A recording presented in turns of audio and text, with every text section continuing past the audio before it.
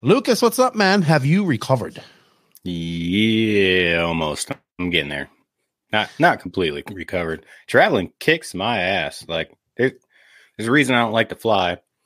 I think flying today is the equivalent of a Greyhound bus in the 80s. It sucks. The seats are too small. Like, how do bigger people even fly in regular coach? I can't even barely fit down the aisle. That's why I sit on the aisle seat. I'm not a big guy.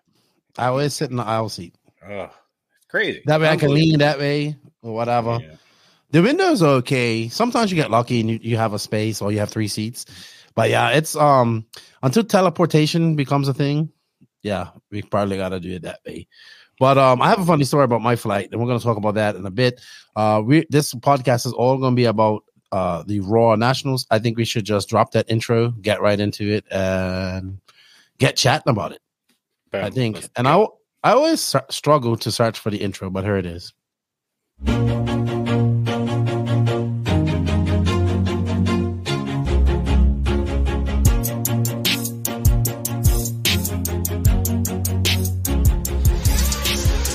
Nitro is the glory, but E-Buggy pays the bills. Welcome to the No Name RC podcast. Get ready for some serious bench racing. But be warned, we speak our minds, express our thoughts, and sometimes things can get a little rowdy. Hate, and he just was influenced by the hate coming from the left, the hate coming from the right. And let's get back to more club racing and less of this grabbing racing. It's hard not to be arrogant when you're always right. Yeah. See what I mean? That's exactly why people call you arrogant, Max. You may not agree with everything we say, but it's definitely worth a listen. And our pick, can you stop whatever you're doing? Join your host, Leslie the Great, with co-hosts and guests as they get together to chat RC. Hey, after that race that I watched this morning, I have to talk about it.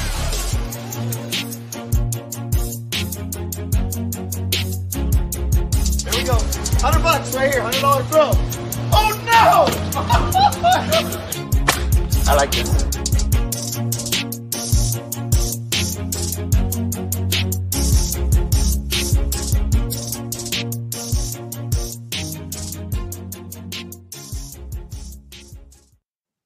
Yes, indeed. Nitro is the glory, but E-Buggy pays the bills. What's going on, everybody? Welcome to episode number 240. That's right. We're 10 away from 250. I think that's a pretty good milestone that I'll celebrate.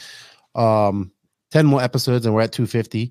But this week, we're talking about the 2023 Raw 180 Fuel Nationals. And joining me to talk about this, who is a man who is extremely busy at this race. We're going to talk about that in a bit. And a good friend of mine who works at Beach RC and is just an RC fanatic like myself, Lucas Lauren. How are you, Lucas? Fantastic. How are you? I'm recovering a little bit. You know, I didn't have to go work like you did, but definitely recovering. But it was good to see you at the race. Every time I saw you, you were super busy. We're going to talk about that. I want to just say some thank yous and all this stuff because this is just going to be a straight up race recap. We're not going to do any segments. Nothing. We're just going to talk about it. We have some notes. And we're just going to go in it. Next week, we'll drop a full nerdy podcast. I'm sure Max will be on. And we'll go deep into all that type of stuff. But I wanted to say before we get started, I just want to say thank you to all of the NNRC squad around the world, man. Honestly, all of you make it possible for this to happen. All of the people that came up and shook my hand, and I did get outside. Thank you. I appreciate that. I don't remember. I shouldn't say I don't remember. I remember your faces. I don't remember all the names. But thank you if you came up and shook my hand and offered me a water. I know Clay Cleats offered me some tamales. I didn't get to eat the tamales because I was so busy. But thank you for everybody who showed me some love because honestly, none of this would be possible without you guys. So I greatly appreciate that. And all the people that kind of just hung out with me in the chat for 3 days. I appreciate it too. You guys definitely made it entertaining. Thank you to the NNRC patrons. You guys will get early release of this podcast. Thank you for all the support. If you wish to be a patron, you can. The link is in the written description, along with the link for the YouTube membership, if that's your cup of tea. Thank you to those guys as well. And of course, we have sponsors and companies that support this podcast. They are Invisible Speed, High Tech RC, Sun Pedal USA, Sidewinder Fuel, Hot Race Tires, Mayaku, Beach RC, Techno RC, Clinic RC, Ignite Design RC, getting my truck soon, getting excited about that. Racecraft USA. A shout out to Call RC for their support. WRCE Dany Paz, awesome dude. HOC, House of RC. And shout out to our drivers, David Runnerfolk, Jared Tebow, Robert Betty, and Alexander Hagberg. And good luck to Runnerfolk and everybody and Robert that are going to the e-buggy Euros this weekend. That coverage will start when this comes out Friday. So that will be by RC Racing TV. I'll be geeking out on e-buggy because that's going to pay some bills this weekend. Some quick shout outs. I want to shout out to BJ Williams. He's been helping me out with the notes. He's an RC racer, the great statistician. Definitely helped me out throughout the weekend, giving me all the stats. He's recovering from knee injury and he needs surgery or has had surgery. We have a GoFund set up for him. So you can check that out and help him out. Every little bit helps. Once again, rest in peace to Jeff Poland, who passed away just before I went to the Nationals. I was very shocked about that, actually. They have a GoFund for him, as well as Stu Trotter, who was buried, I think, this past weekend. It looked like it was a great ceremony, sad ceremony. They have a GoFund for him, for his young son, Ryder, and his wife, Katie. So if you guys can help out a little bit, I have links for all of that in the description. And like I said, we're not going into any commercial breaks or anything this weekend. We're just going right into the nitty gritty of all of this. But yeah, welcome, Lucas. You are a busy man. We both attended the 2023 Raw 1/8 scale Field Nationals held at the Silver Dollar RC Raceway in Chico, California. And man, I think it was a damn good event. I had a lot of fun. I would prefer the 95 degrees or whatever that we had there right now with zero humidity compared to what I came home to. It's like, it's so hot here. So hot here. But yeah, Lucas, your first time flying in quite some time or going to a nationals, you just express your feelings about traveling on a plane. I really can't say anything. I've been doing it so much. I have my ways of doing things. But I have a funny story. So I've traveled quite a lot over the last year and a half, and I've traveled quite a lot over the last 6 years, and I've never had this happen. I was actually in a middle seat, so so this is what I do. I just went up to the people at the gate, the ladies at the gate, and I said, look, ma'am, I know this flight's full, and I know there's always some seats always stashed off, right? Probably right in the back. And I said, look, ma'am, I don't think it's comfortable for anybody if I'm in the middle seat. I said, I'll be comfortable, but I don't think the people on the two sides of me will be comfortable. And she just looked at me and she's like, yeah, I understand. She goes, look, we'll hook you up. And so when I went on the plane, they gave me a different ticket, and it was right at the rear of the car of the plane, which is fine. I don't mind that. And I was sitting in the aisle, and it was this lady. She was an Arabic lady, and her son, who was younger. And this poor lady, she had so much stuff trying to carry on. People had to literally help her. She was like last on the plane, and people that was sitting way up front helped her bring all her stuff in.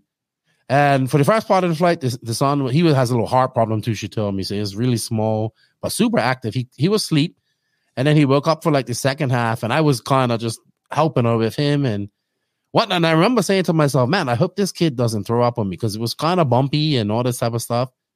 Little did I know, as we are about landing I flew into San Francisco, by the way. So as we're landing into San Francisco, it was a little bit choppy. And she looks at me like, we're like 20 seconds from touching on. She goes, I need a bag. Can you tell the stewardess I need a bag? And I'm like, what the fuck? What do you need a bag for right now? She goes, I'm going to puke. And I was like, I ripped the bag out of my front seat. And just as I'm handing it to her, she went, blah. And it went, luckily she went a little bit on the seat, and then she went all down. But I was like the Matrix. I was like it was all slow motion, like projectile vomit. It just missed me. Nothing got on me. And then she went in the bag and she's puking. She was like, I'm so sorry. I'm so embarrassed. I'm like, don't worry. Nothing got on me. Then and nobody else is noticing this because the plane's like bucking, and then it hits the ground, and I'm just like, oh shit, I think I'm going to puke, right? Because she just made me sick. But luckily I didn't. I got up. I helped her clean, but dude, and then I helped, honestly, I helped the lady off there. We were the last people off the plane. Helped her take all our stuff off. And it was great because when I got down to get my bag, it was there waiting for me.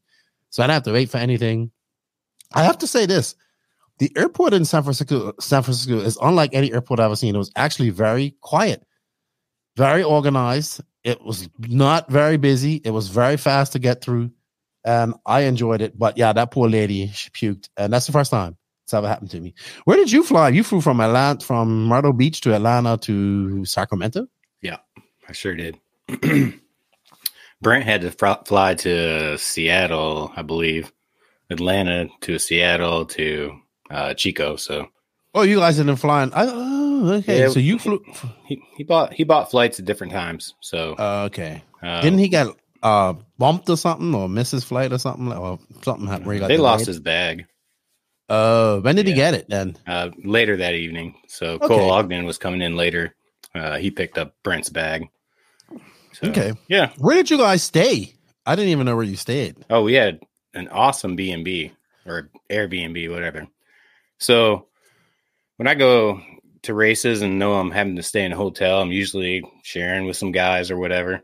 So I always, just expect a bunch of dudes sleeping on air mattresses, snoring together, I don't have the highest standard when it comes to having to stay in hotels with people. So, I'm figuring we're fucked. Get to the Airbnb. This thing's got 5 bedrooms. Oh, nice. 4 bathrooms. Like 3 rooms had their own bathroom. So everybody there had their own room. Nobody sleeping on a couch or air mattresses or anything. It was fantastic. It was like almost like meant for like college kids. Mm-hmm. But yeah, I mean, you couldn't ask for a better place. It's super. Who stayed with super you? Nice. So Ogden stayed. Cody Thompson, TJ, Daniel, the hot race guys, Brent, oh my gosh, and me. And then was Pavitas there then? No. Okay, so you had a bunch of guys that like to drink beer. Oh yeah, they were partying every night. Oh, we all partied, but I tended to go to bed early, man. Those days kicked my ass. And they weren't even that long. Well, the first day was pretty long. So, like I said, I flew into San Francisco, and my buddy Jeremy Jeremy Vitug, who's like on the NNRC Discord, he's like, "Hey, dude, are you coming into San Francisco? If you need a lift, let me know." And I said, "Sure." So I actually spent the night, and I got there like 6, 7 in the evening, and I was so tired because my travel day started like 3 a.m. driving over the mountain.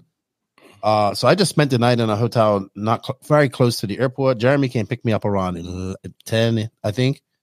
And he took me on a little tour of San Francisco, took me across the Golden Gate Bridge, all that type of stuff. I really appreciated it because I've never seen this city. And then we drove up to Chico, and we just geeked out on RC on the way up there, just talking. And really nice dude. So I want to say thank you to Jeremy. He actually took me back as well, so I appreciate that. And took him to his house, met his parents. Just a really good dude. Loves RC, loves Chico, loves his A-main track. I don't blame him. It's a really great track. And then I actually stayed in an Airbnb, and I always seem to stay with the same people. So it's my buddy Axel, who's like 6'10". Then it's my buddy Chris Morale, who's like super science mode. He's small, so I call it Team 1.0 because Axel's 1, Chris is point, and then I'm obviously the 0 because my wife always says you always have tall friends and you look like the number 10 walking on it. So it's Team 1.0. Me and Chris and Axel stayed together at DNC. Axel came out to the world, stayed there with me and Greg Dany. So it was Team 100 then.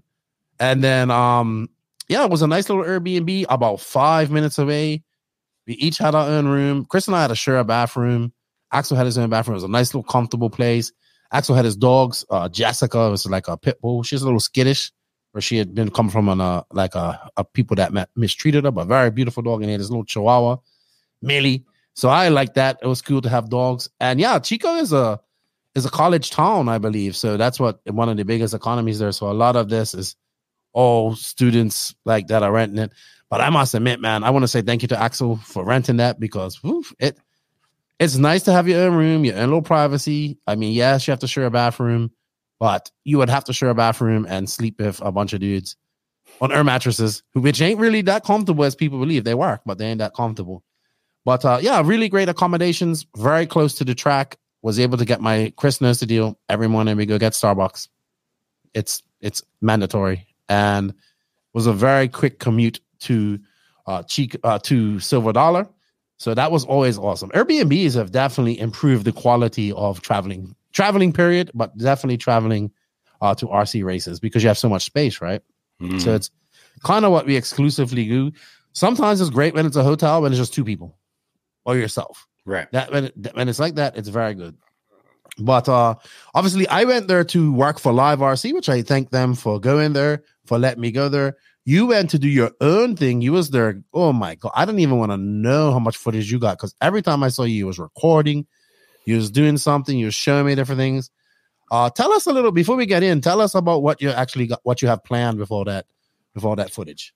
Well, so Brent's been bugging me to go travel with him somewhere as long as I've worked for him, and we never really do unless it's with the trailer. So he always wanted me to go to the West Coast or do something. So finally, since all the mask and COVID and crazy stuff is over with, I was like, all right, I'm ready to fly. I've always wanted to go to the Nationals, so I was like, all right, I want to go to Nationals or I want to go to the world's 10 scale. So we decided to do the Nationals. So flew to California for my first time. It was really cool. I've always wanted to go to California and check it out. Well, I saw the Chico part in Sacramento. Pretty nice, honestly. And I mean, I don't know about living there, but everything seemed really nice. So basically, I went there mostly just to kind of take a vacation and go watch Nationals for the first time. But since I was going to be there, I figured I'd go ahead and try to shoot some video so I can do another documentary. So I planned for about a month, like what I was going to do, who I was going to cover. I contacted people.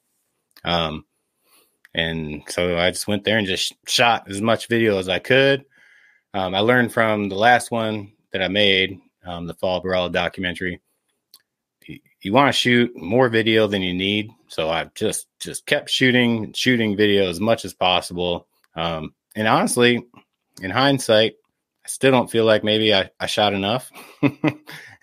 You need way too much to really get a good story. Dude, you was busy. You was, every time I saw you, I did not see you I did see you pit somebody, but every time I saw you had the camera and you had your microphones and you was doing some stuff. You need to send me the link for that tripod and that battery thing that you had for the GoPro, because that makes we both saw. I was like, wow, Lucas, that's such a smart idea. I said, because my arm gets so tired and I'm holding it up, and you're like, mine does too. I was like, but at least you can switch. I'm just like, ugh.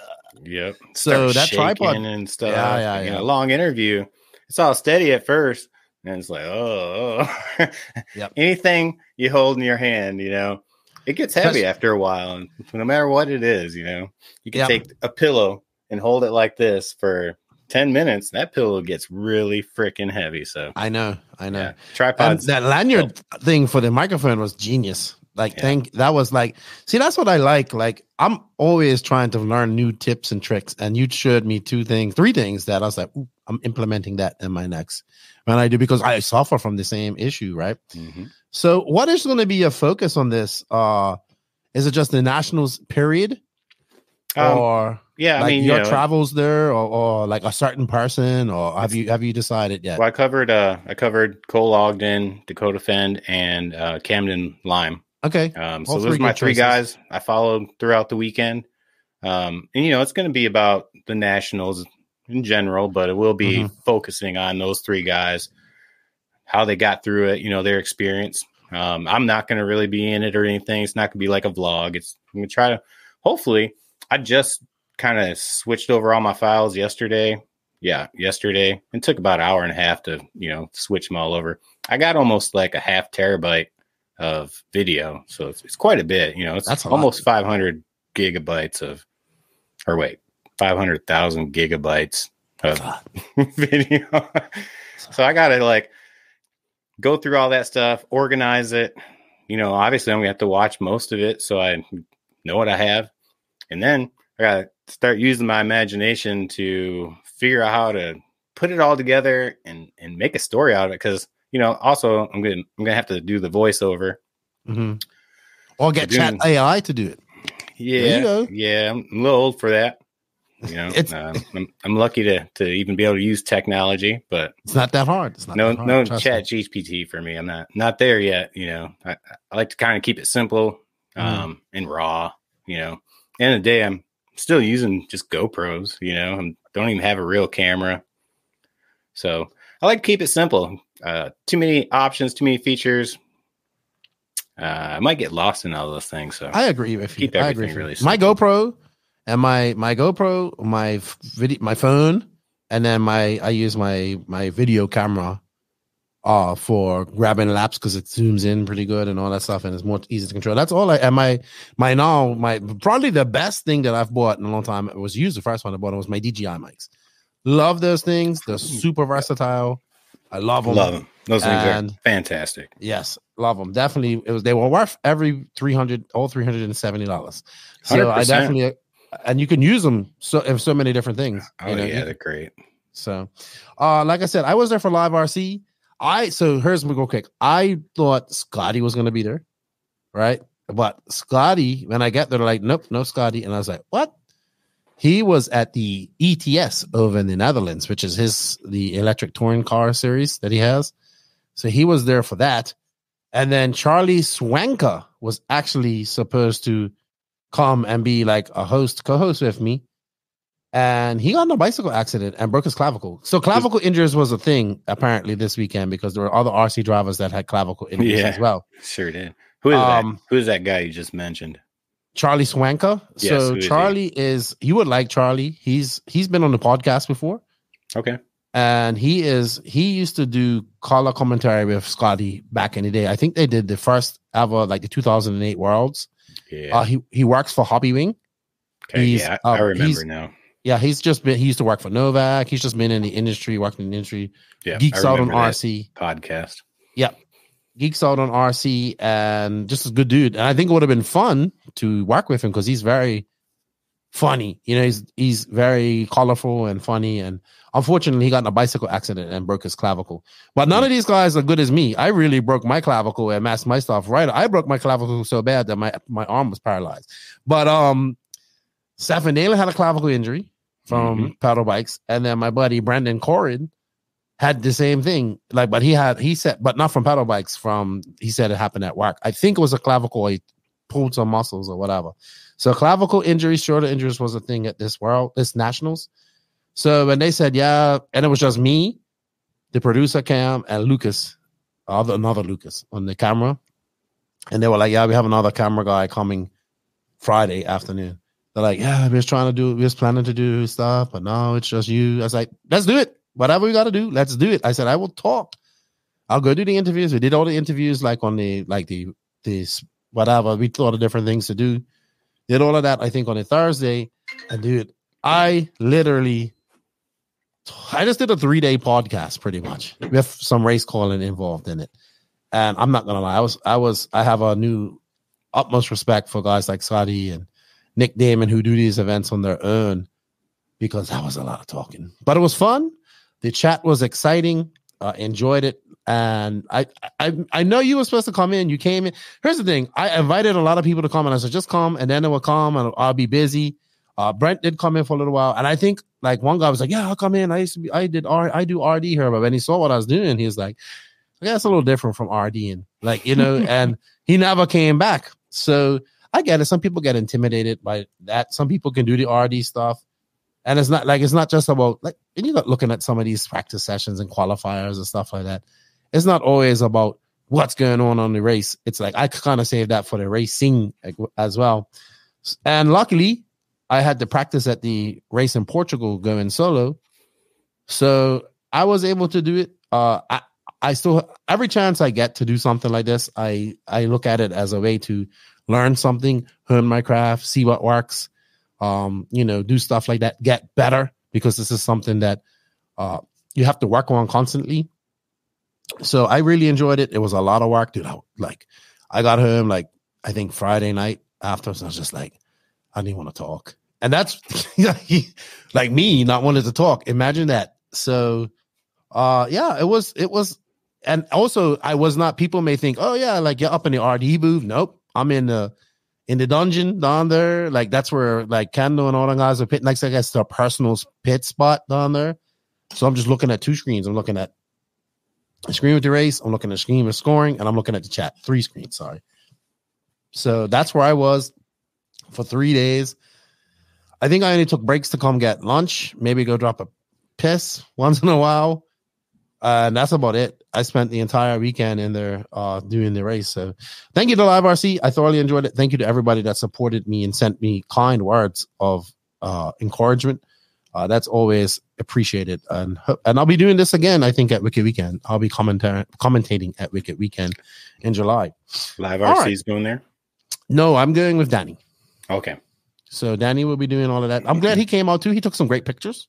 Yeah, he got out there late. Yeah, he was supposed to get out there Friday morning, but then he had a disastrous flight over. They didn't have pilots, didn't have this, so he missed that and blah, blah, blah. But he got there, and for the day and a half he was there, he got some really good pictures. He's super talented, man. Really good. I like how he did all the overlays, and I love that. I love Dany is really good to work with and super passionate, super smart, and super what's the word I'm looking for? Hardworking and creative, very creative.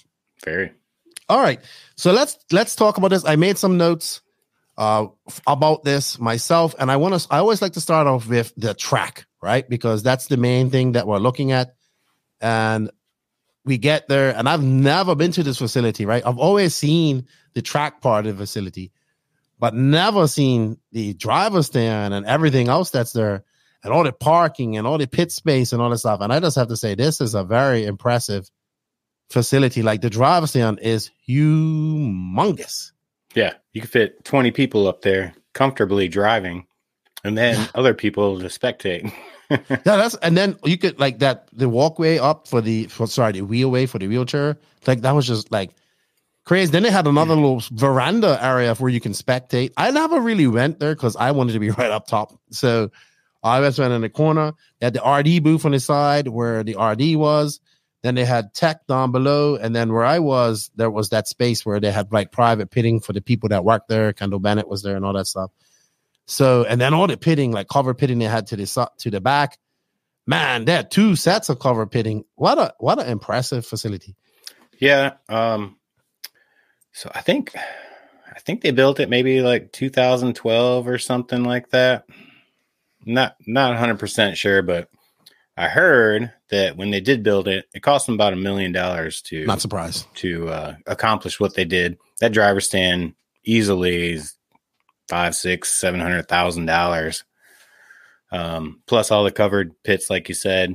The facility is just fantastic. Like, it's kind of legendary, you know. It's on the VRC game like 3 times. I knew that track before I knew what that track was. I was playing VRC before I ever realized, Silver Dollar's A-Main's track. So yeah, the facility's fantastic. I heard a little rumor that there's a possibility they're trying to move that facility maybe to their own personal property instead of the fairgrounds or something. Maybe 100%. I heard like some rumors that they're trying to possibly move that thing. Well, I talked to Kendall, and he said that they're actually moving from the facility, they didn't say nothing about the track, but wherever they do their warehouse. So they're moving that. Did you go to their hobby shop? Did you ever? No, I wanted to, and I didn't. It's okay. It's pretty big, but it's not like whoa, like, you know what I mean? It's decent, but it's not like whoa. It's got like a little crawling course and stuff. I just walked in there for 10 minutes. But they're moving into a new warehouse facility, and Kendall says they're going to have they're going to have oval tracks, carpet tracks, dirt track in there for 10 scale, and then maybe something on the outside. So they got big plans for their but the only thing is, like, I would say that the NorCal RC community is small and very spaced out. You know, like the SoCal is bigger, and everybody seems to go to the same races, whereas the NorCal community, RC community, is a lot smaller, just as passionate, but they also it's 3 hours from San Francisco, then they have another track. So it doesn't seem like this track gets used as much as it should, maybe. I thought it was shut down, even though I thought wrong, but I thought they shut it down for a while. I thought like it was totally overgrown. They kind of gave up the track business for a while. Well, apparently the oval guys, that oval is really popular there, and that's what races the most there, apparently. Yeah, but they still do off-road. I was talking to Will Smith, and Will was telling me a little bit about it, and their club turnouts, are just kind of decent at best.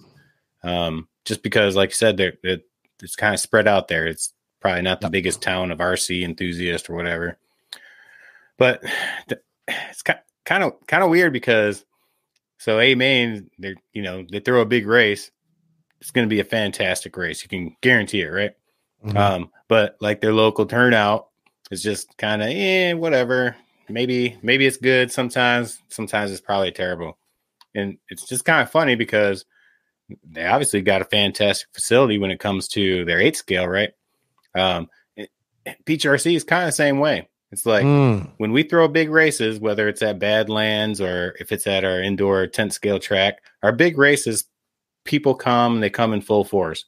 But our just kind of local racing crowd, it's really, really tiny. And it takes anyone who wants to come to the beach, takes them 2.5, 3 hours minimum to get there. You know, it's just kind of funny that really well-known facilities struggle just as much as facilities that aren't well-known, or even facilities that aren't well-known might just destroy us in club racing compared to, you know, location. Yeah. I think even the locals, people that call that a local track, like the Turners and the Corns, they live about an hour and a half away, you know? So, and I think it's the same with Myrtle Beach. Like even traveling from Charlotte, it's a 3-hour drive through mostly through back roads and all the stuff. It's just kind of, so I think that's one of the things, but man, we have to talk about the track. So I know people were like, well, they didn't change much of the track. They left it how it is.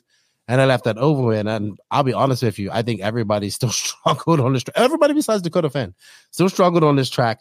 It was so much, people were like, Kevin Jellick, the guy who built it, like I kept hearing how this guy builds great tracks and the surface at A-Man is different. From everyone's like, oh yeah, the surface is different. This all is different. So I'm like, all right, I got to see this for myself.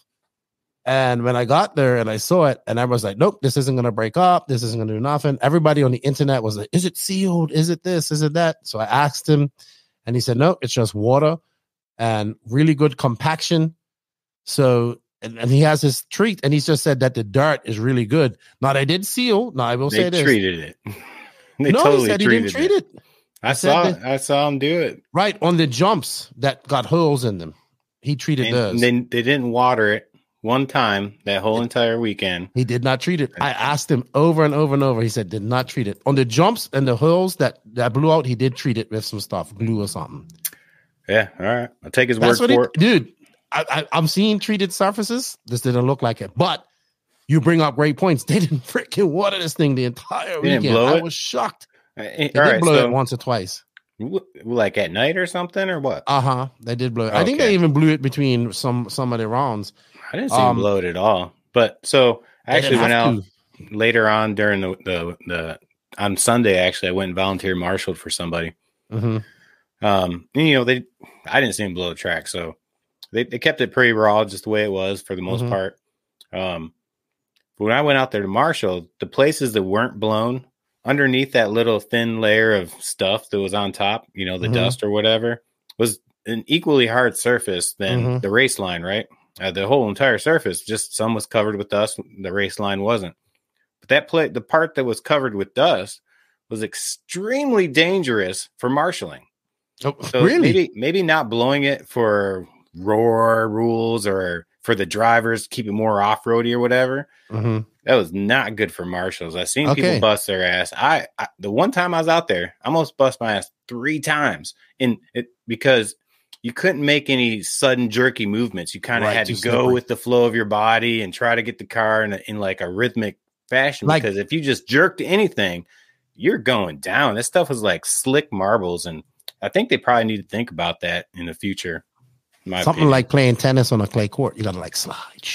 Yeah. Well, you know, some of these RC racers aren't the most athletic people. When I'm almost busting my butt, I consider I'm older, but you know, I can still move. I'm a good marshal, and I almost just slipped. I slipped 3 times. I just didn't really pay. I know who would have been all dusty and dirty if he'd have been term marshal. I got a great video of Brent busting his ass out. He fell, right? Yeah, he did fall. Yeah. Real good. He did fall. Real good. I thought that the racing line was actually, I thought it was going to be really, really narrow, but it wasn't. But it was, if it was slick out there for term marshals, it was super slick out there for those cars.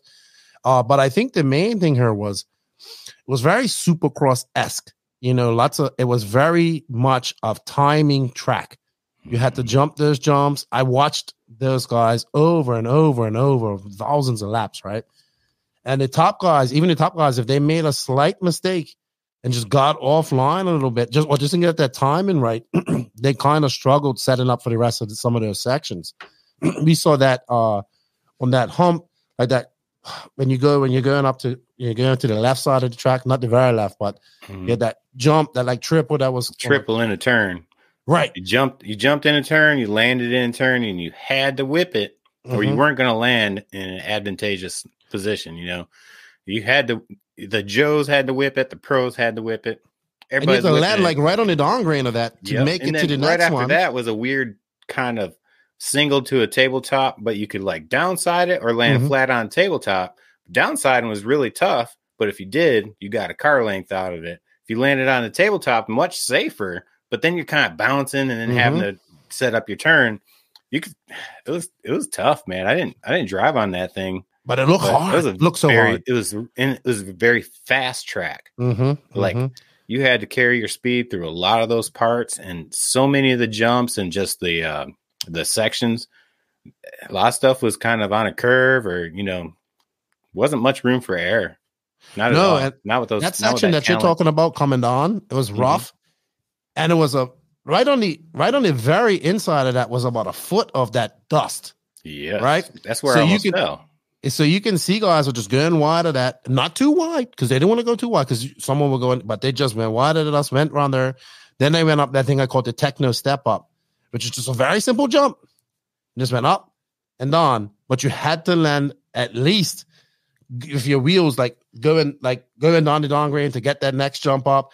And then that sets you up for the next back section all of that had to go right to do a great lap.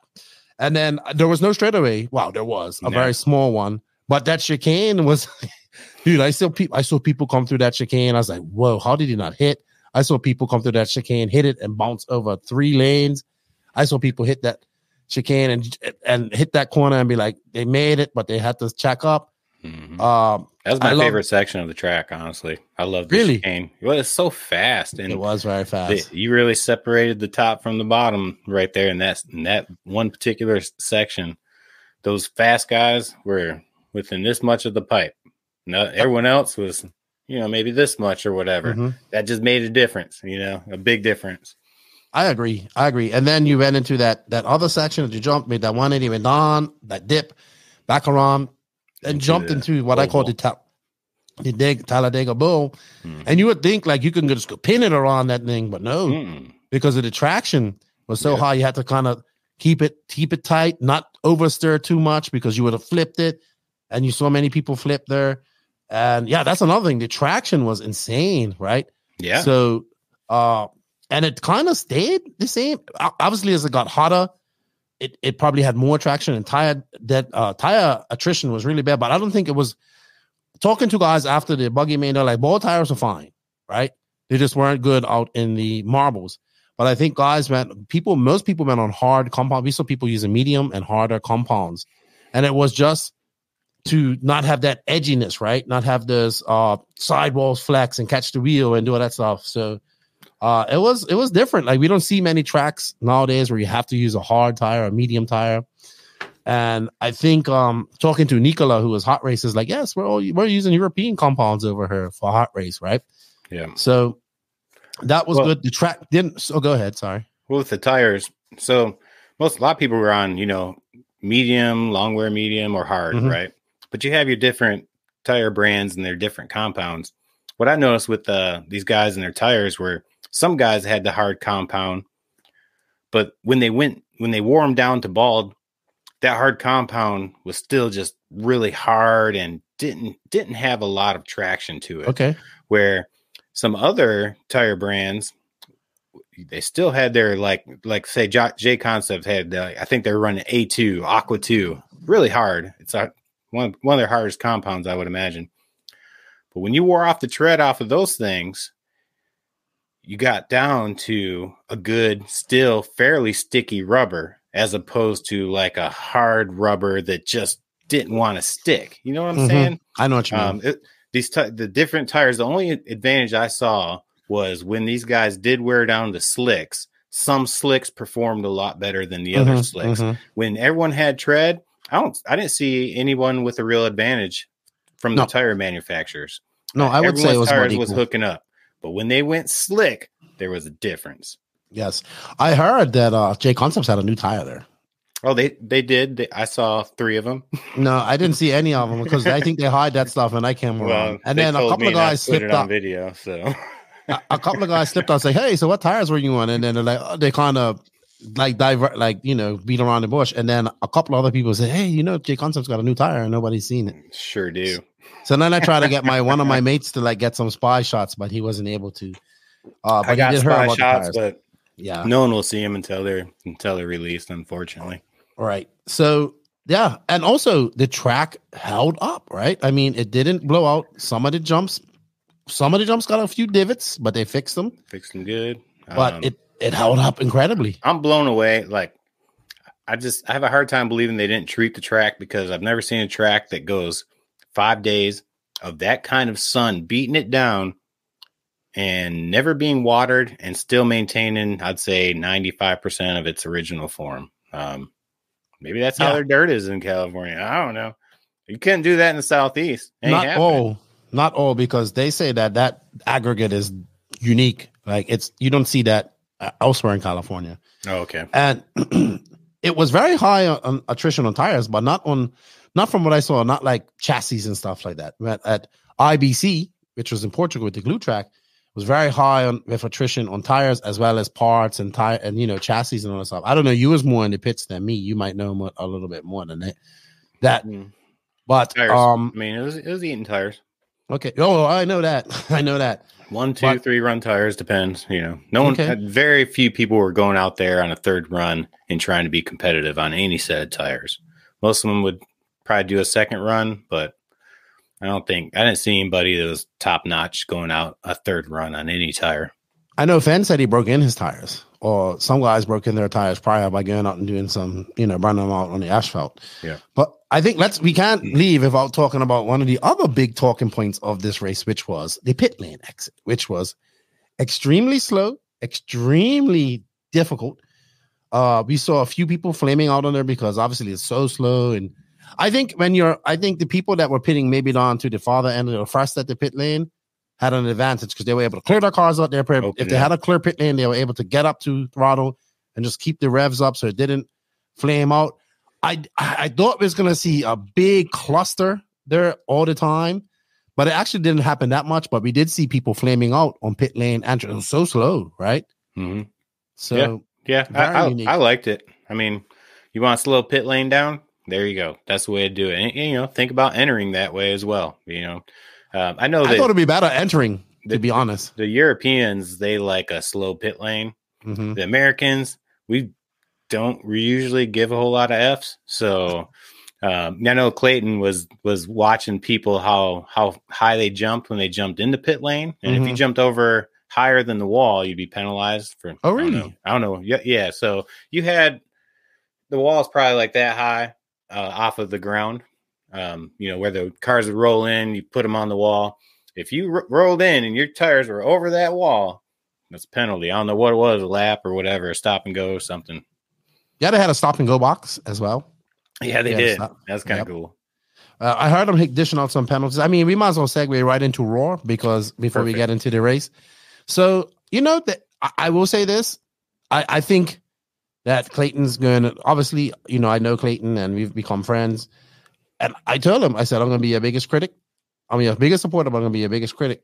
I think they handled it well. I mean, obviously during tech, I think the first day we had some issues with wings and then front wings. And I think it was front wings on Truggy that weren't supposed to be there. We're supposed to have headlights.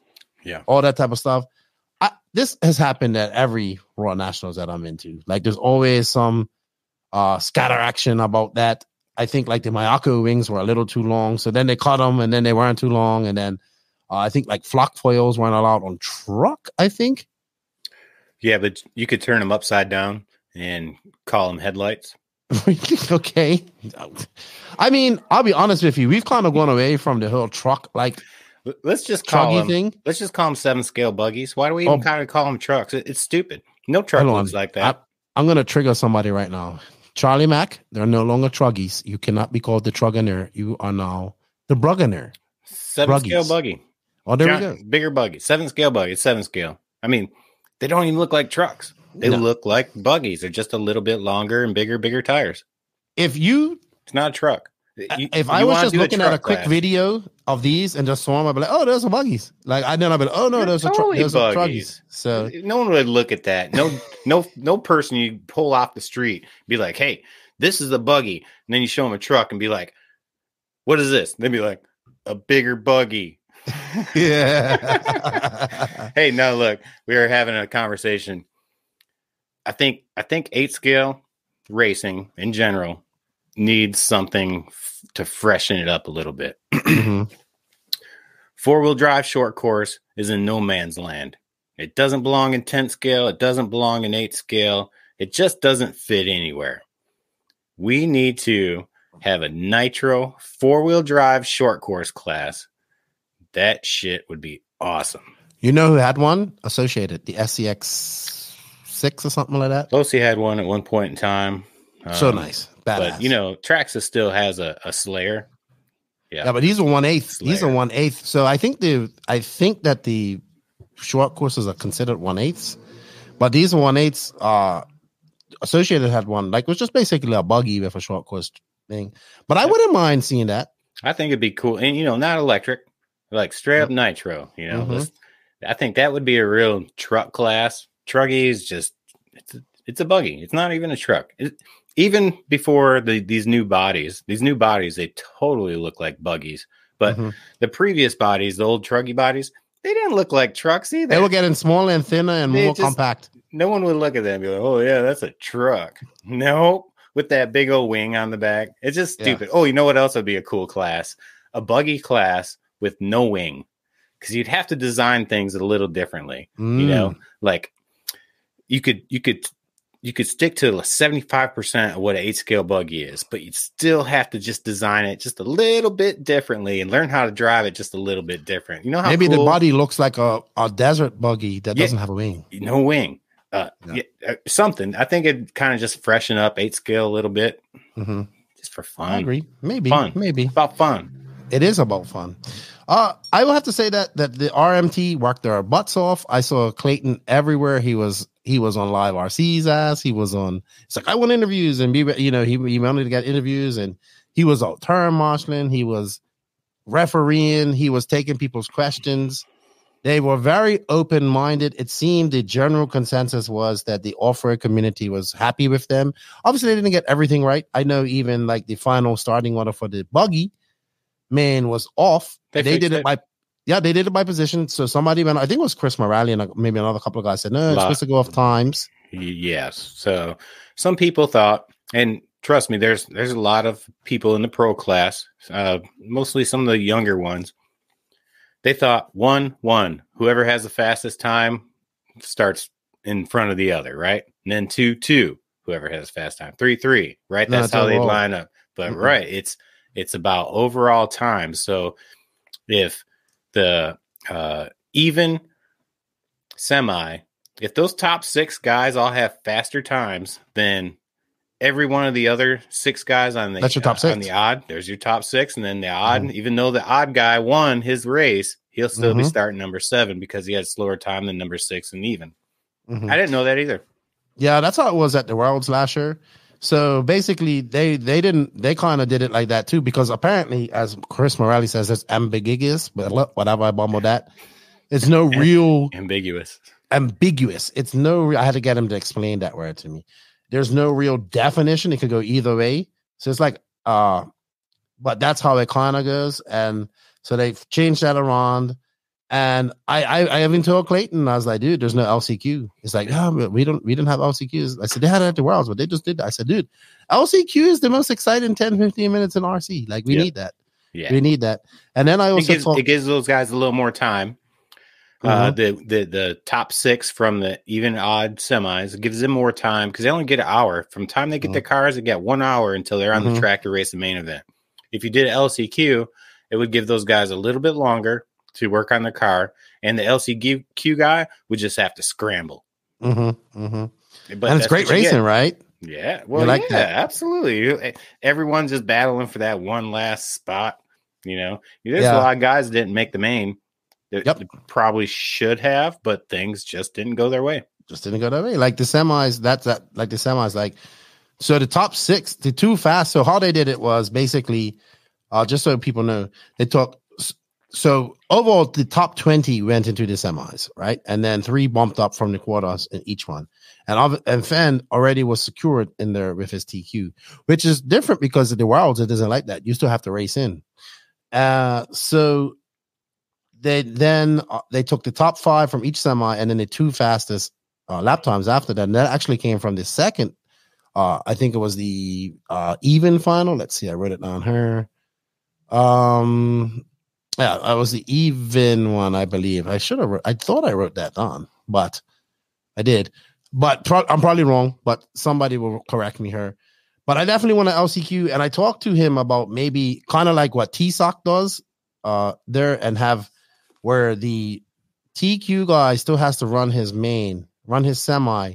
Because even though it didn't matter to Dakota Fan this time, I still think that 30 minutes of track time is it could be detrimental to other people. You know what I mean? But he should be able to run it. And then if he breaks, he's still in the main. He should be able to, but he shouldn't have to. It should be optional. I think Dakota was better off not racing that because they had practice, right? They had a main practice for buggy. No, they didn't. They did have they did that for truck. He had a practice, I think. I think he had semi practice. Yeah. It's so many variables, right? I mean, people can say it's a lot of damage, man. It's a lot of damage to a car. 30 minutes, and then you got 1 hour to get it right. Yeah, he probably had his car set straight. And I saw those guys when after the semis when they released the car out of tech, everybody was scrambling.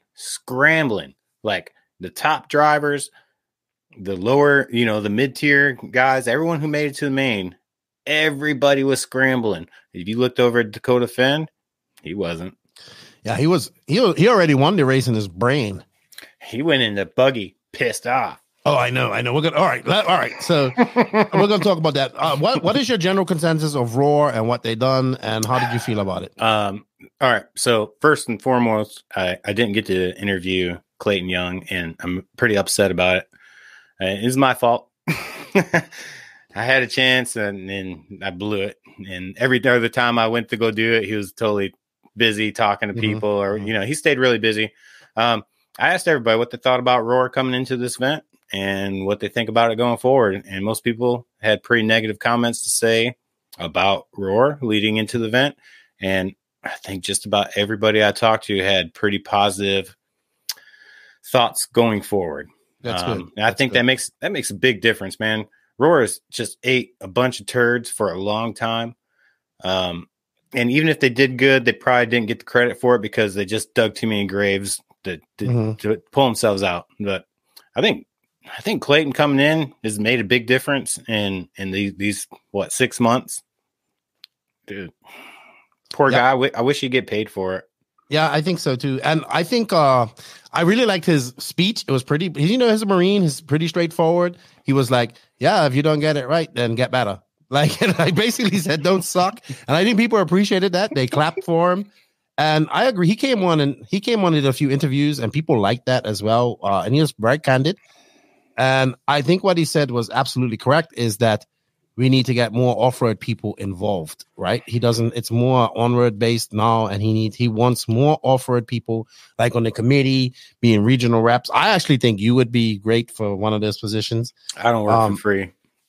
Exactly. That's the issue, though. That's the issue, right? They need to figure out how to make this worth somebody's while. It's going through my head all the time. I'm thinking, this guy's working really hard, and I don't know, like they pay the administrator because someone's got to like pay all the bills and do all the like office work and stuff like that. Roar must be a 501c3, which is a nonprofit organization. So they have rules they got to go by.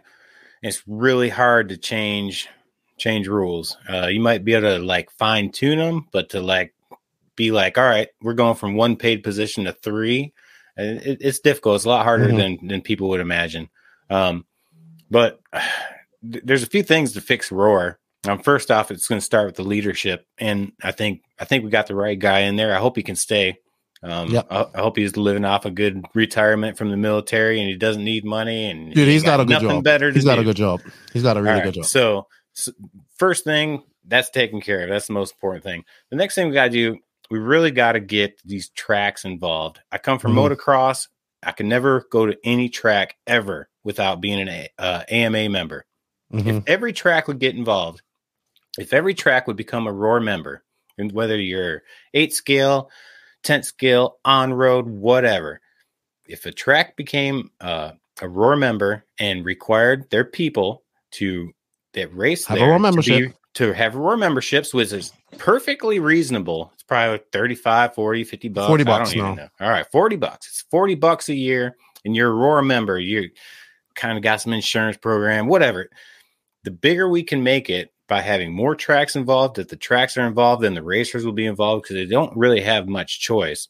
It could really change the perspective that people have on it, and also will add more money to ROAR. So it would be more advantageous to be a ROAR member, which is offering more perks because they have money. I looked at their website.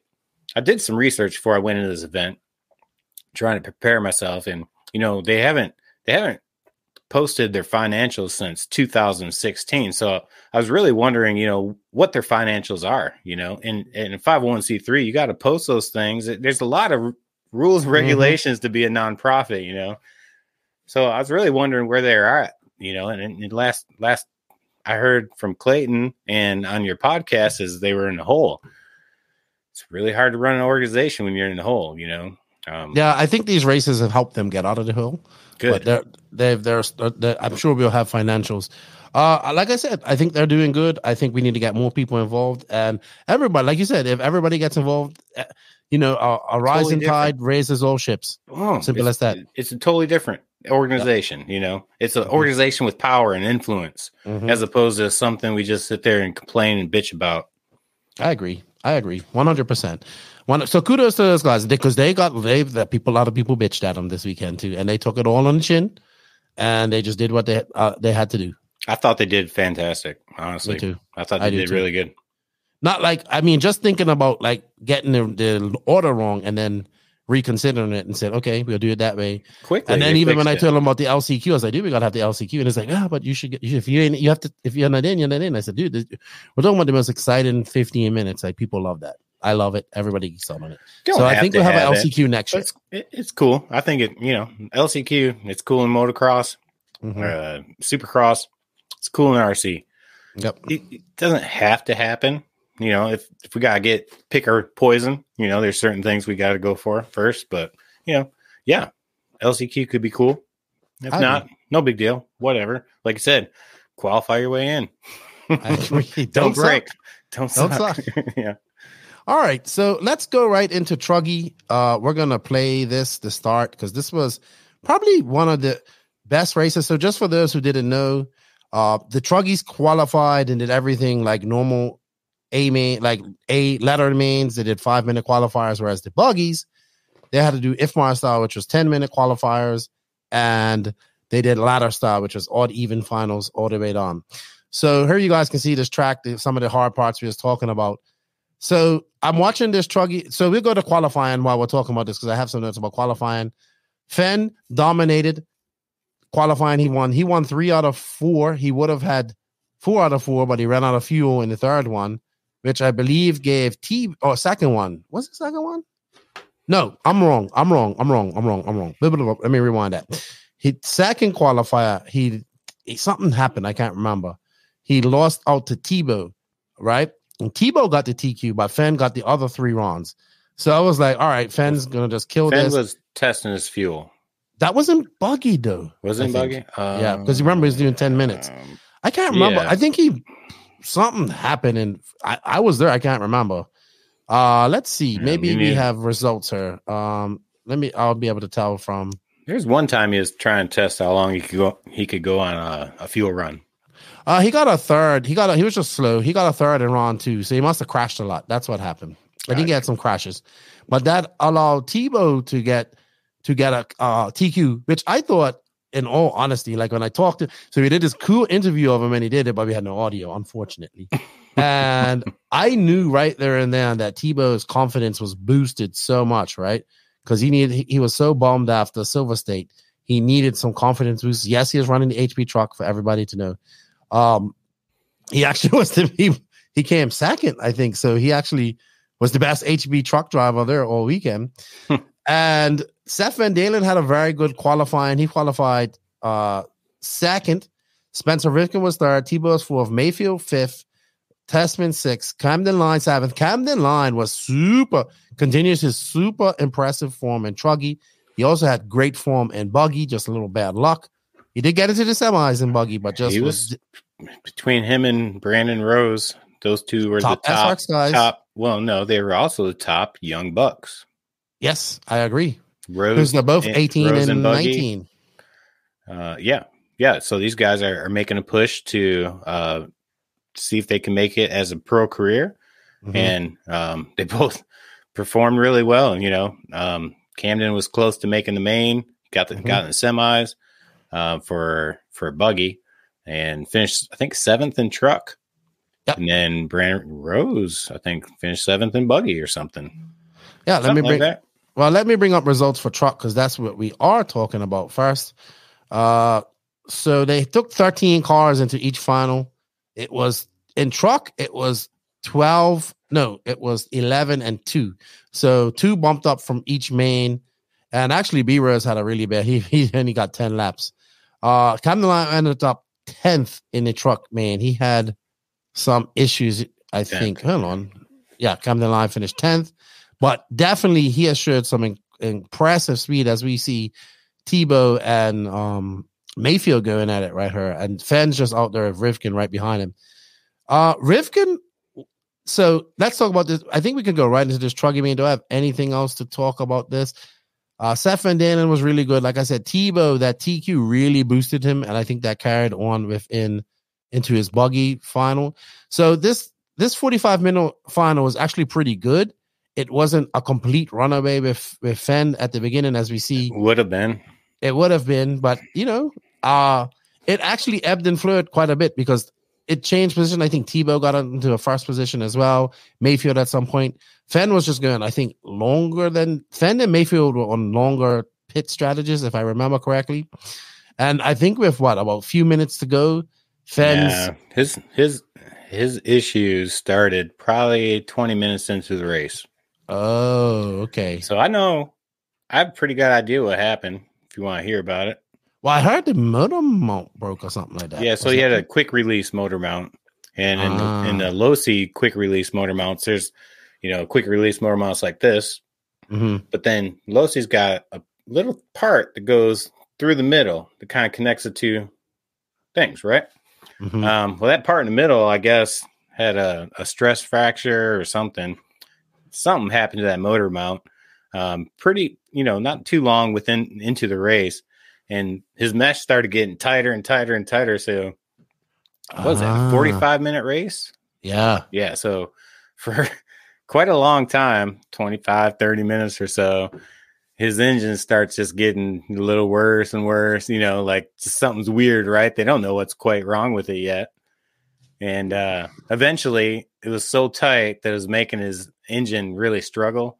And I heard by the time he pulled the car in, actually he finished in third place. So by the time he pulled in, his engine was like running like 400 degrees. Yeah, because they rigged it up for like 5 hours and then he had like 2 laps to go, I think. And he's just trying to block and like Mayfield was trying to get by him and he couldn't do any jumps. Mm-hmm. And he unfortunately lost that. He came third. That allowed Mayfield to come by and get that victory. Last and then like Tebow 2 laps or something. Yeah, last 2 laps. He held it as long as he could. Like he nursed that thing forever. That's pretty amazing. It's pretty amazing. I'm surprised that engine lasted that long. It kind of says something, right?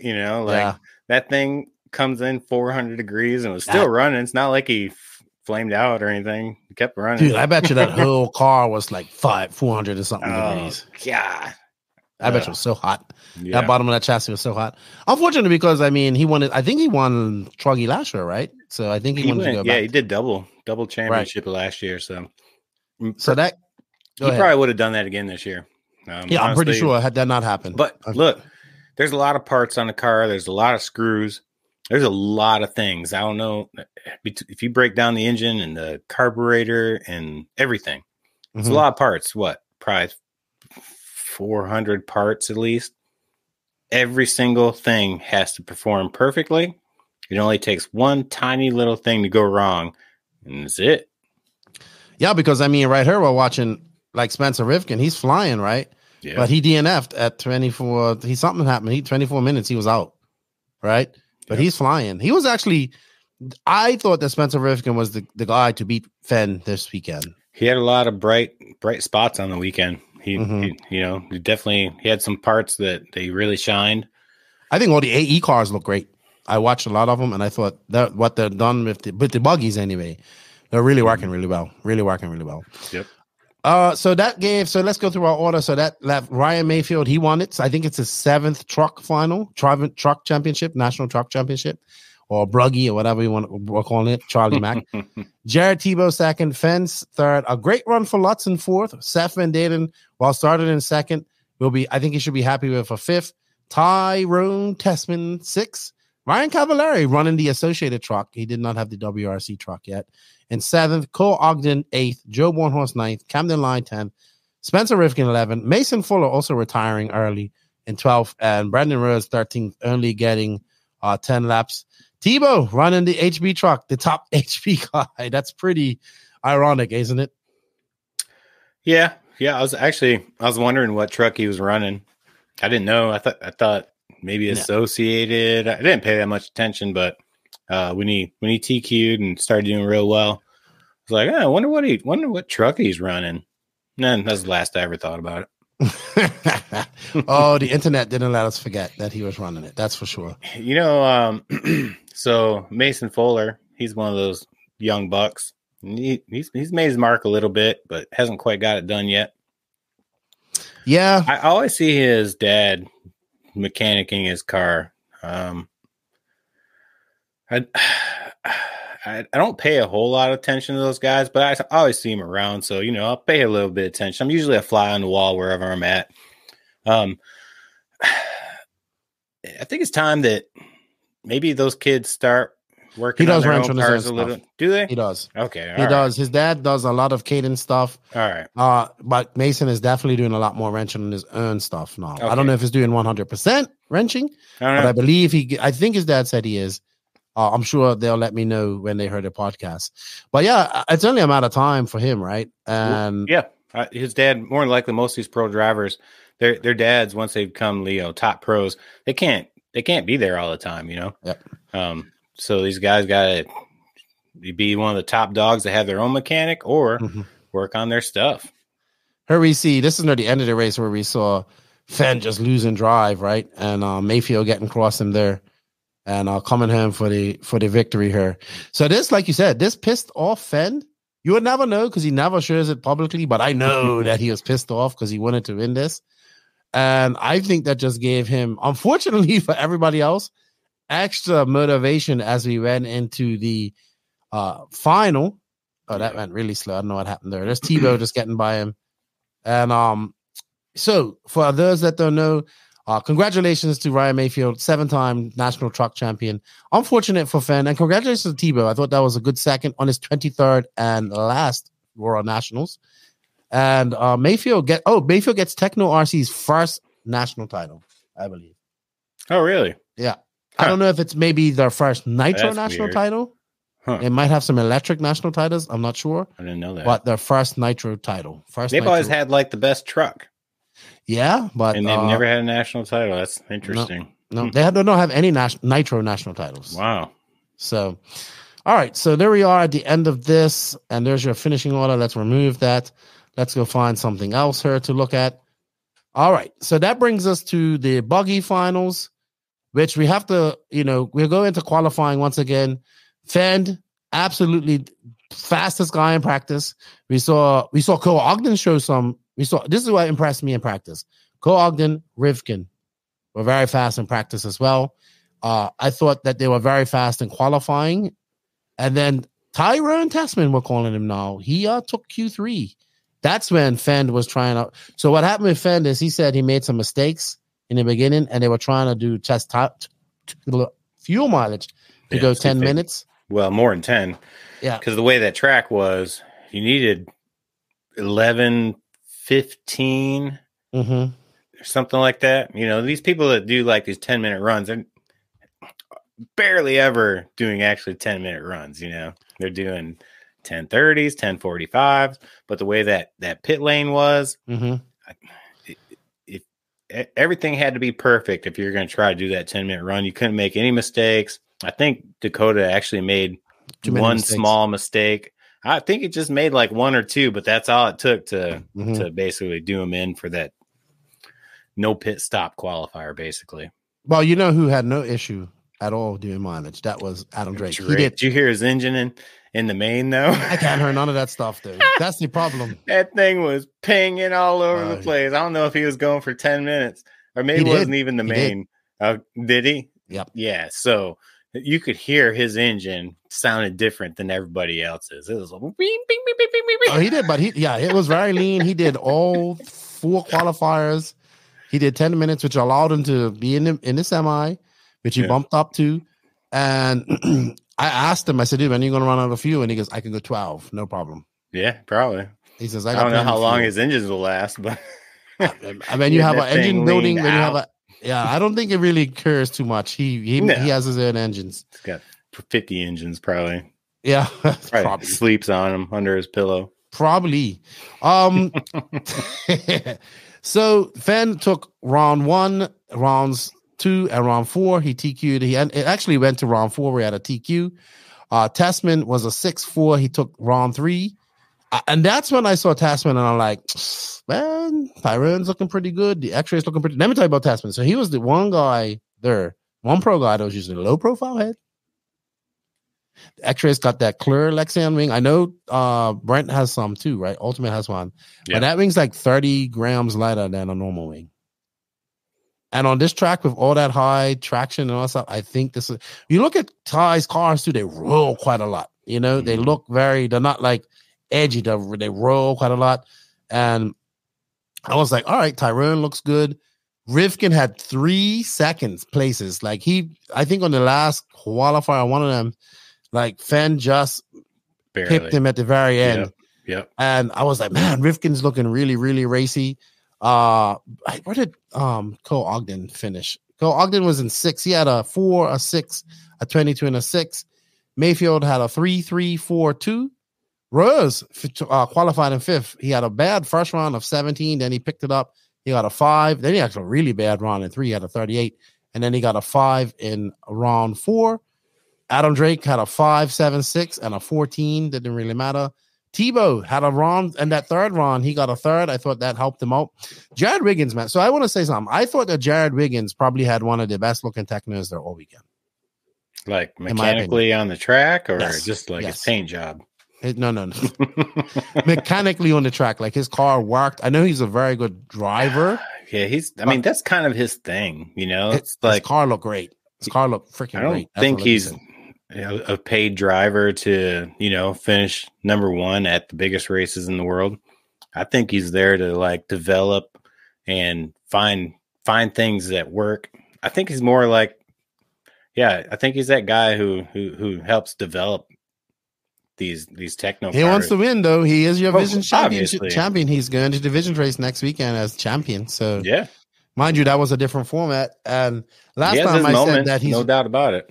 But last time I said that he's he's not as talented as everybody else, but a very good work ethic. He got mad at me. So, but I still believe that he has talent. Maybe not as talented as Ryan Mayfield, but he works extremely hard, and his work ethic is he's exceptional. Obviously very talented. But the reason his car looks so mechanically sound is because that's his thing, right. He's doing things outside of the average box. And he's probably given those top pros like Mayfield a lot of advice. I agree. So we talked about the semifinals. We had great racing in the quarterfinals as well. I think Little Bump bumped up. Little Bump, Jonah Wilson, and somebody else bumped up from the quarterfinal. I just want to shout out to a couple of guys real quick. Sorry, let me do that afterwards. Semifinal was much slower than the odd. That's what it was supposed to be. So the semifinal that we talked about, the first one, the even, was so much slower than the odd that, like we said, all the top 7 guys out of the odd final went through to the main, and just the top 5 out of the first semi. Like sometimes you might see 1 and 1 come out of each main, but no, they came right out of that main.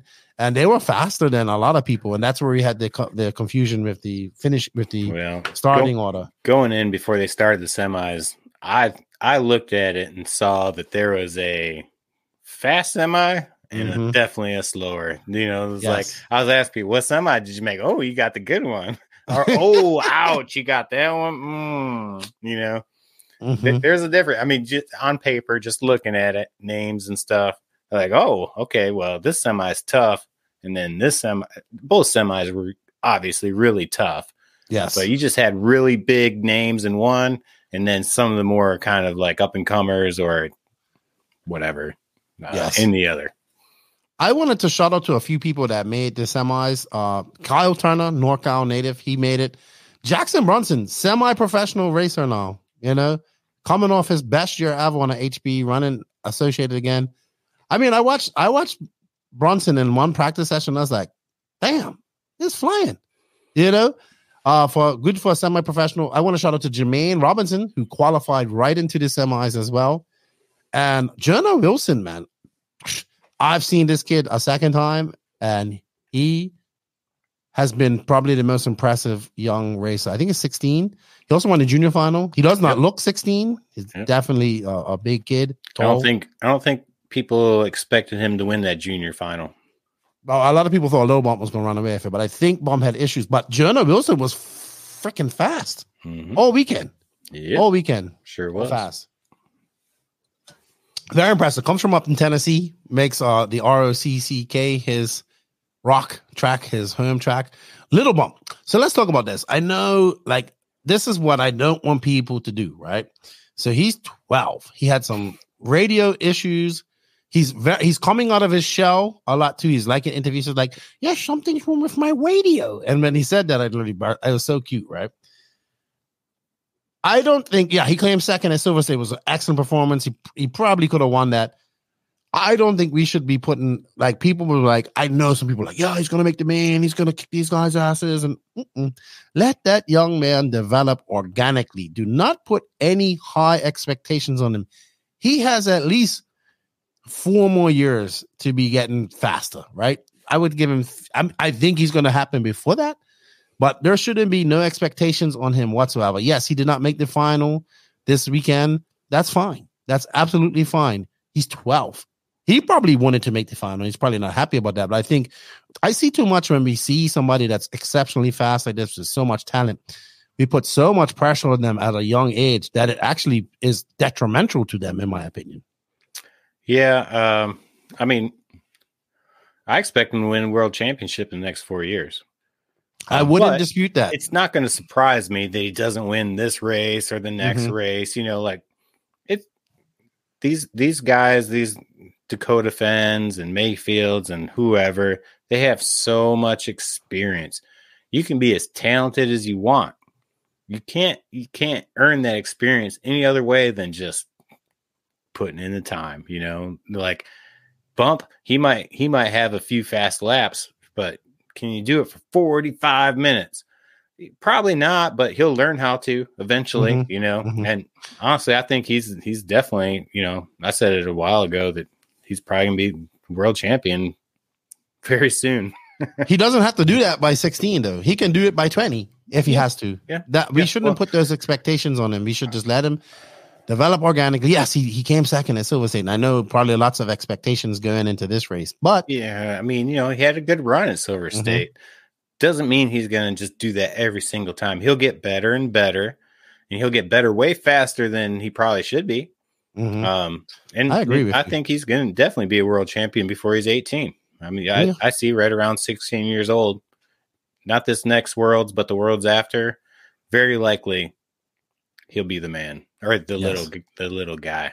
Actually, he's grown quite a bit. He's not such a little guy anymore. He's putting on some weight and genetically, he's probably not going to grow tall. No, he's not gonna be tall, but I mean, he's been like 4'1" or whatever forever. He can't He's so cute. Look over the driver's stand, but now he's starting to look like a young man. Yeah. Also, I wanted to shout out to Cole Caston, man, making the semis, bumping up, I believe. Great young man, little older than these guys. Him and his father putting in a lot of work. So I wanted to give them some credit as well as we watch the start of this main. So this is exactly what I did not want in the final. I did not want Dakota Fenn or somebody to just run away. Dakota Fenn obviously wants to run away with it, right? Mm-hmm. And TLR, and it's good for everybody that his sponsors. But it made for a very 60 minutes of just like, okay, this guy is just dominating. So here we see him take off. I think that's got to be Rivkin right that's there in one front of lap. Right, that he didn't lead. He led. He led this one. He crossed the line. And that was it. After that, it was the Dakota Fenn show.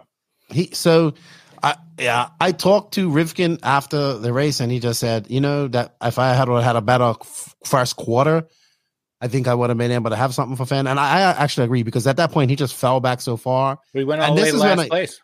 Yeah, and this is when I'm just like, all right, Fenn is looking like he's going to dominate, right? And I think just after this, about 5 minutes later, he pulled off to this lead. And that left actually Tebow and Tessman battling. Tebow fell back as well. But Tessman and Mayfield battled for a long time. And I'm going to say this, right? I don't feel that Mayfield had the pace to catch Fenn at all. I think his car looked like it just looked like he was driving. He wasn't even. I think that he got second by just he got third just by drive. No, he got second because tie broke, right? He got third just by gutting it out. Right. I don't think he he didn't look like the Mayfield of Mugen last year. He just looked like, hey, I know I don't have a car, or I don't have the ability this weekend, probably more the car, I would say. But I'm gonna gut it out and come third, and that was him gutting it out. Like, look at that lead he's got on him. All right. As soon as I saw this, I'm like, these guys are letting Fenn just run away with this. He's gonna run away with this. There's no letting. He lapped the entire field. Yeah, nobody let him do that. No, that's what I'm saying. What I mean is they can't let him get away like that. Yeah, they ain't having a choice. Mm-hmm. But you see Tessman, how fast he is right now. He had a second lap faster. Look at Tessman. He's all on Tebow. And then I feel also that Tessman spent too much time battling with Mayfield. And that also, I think Tessman me personally, I think Tessman and Rivkin were the two guys that had the outright pace to match Fenn, in my opinion. That's my opinion. If they would have got out, if they would have been behind him at this point, I think it would have been a closer race. But man, that's woulda, coulda, shoulda, but they didn't. And Fenn he just looked locked and loaded from her on out. Mm-hmm. Like, that's it. And it was lights out. And then it just became him. How many people can he lap? And can he lap the entire field? Which he did. Yeah, sure did.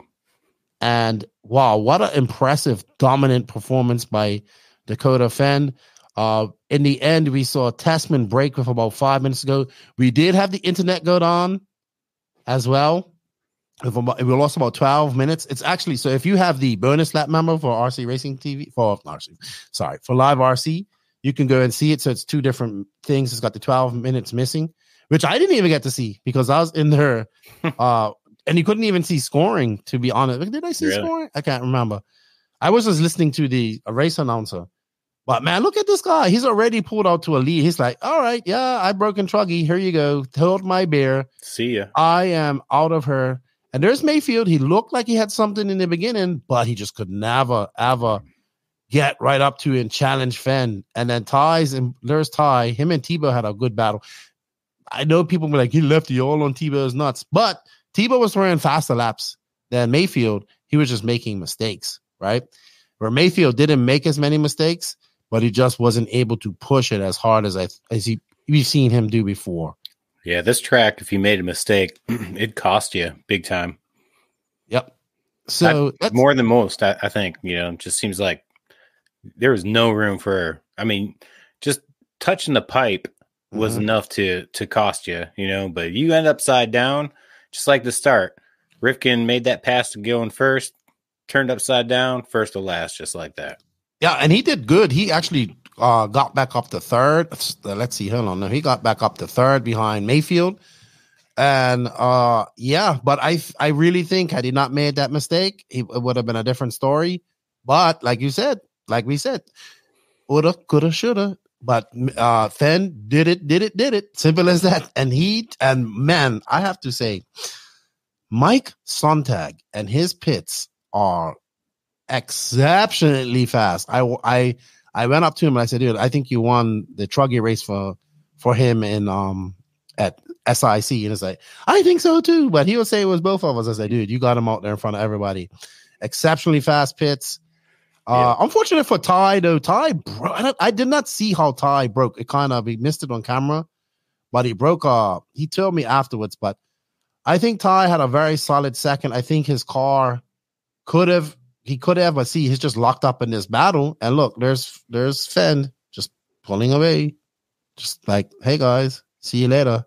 My name's Dakota, the Phenom Fenn. I drive a TLR, and I'm going back to back. By the way. The last person, do you know who the last person was to go back to back in buggy? Ty Tessman, 2014, 2015. So it was just like there. Tebow looked pretty good. Like I said, he just made mistakes like that. There goes Tyrone. I think Ty likes the name Tyrone. I said, you got to grow the mustache out and you'll definitely be Tyrone.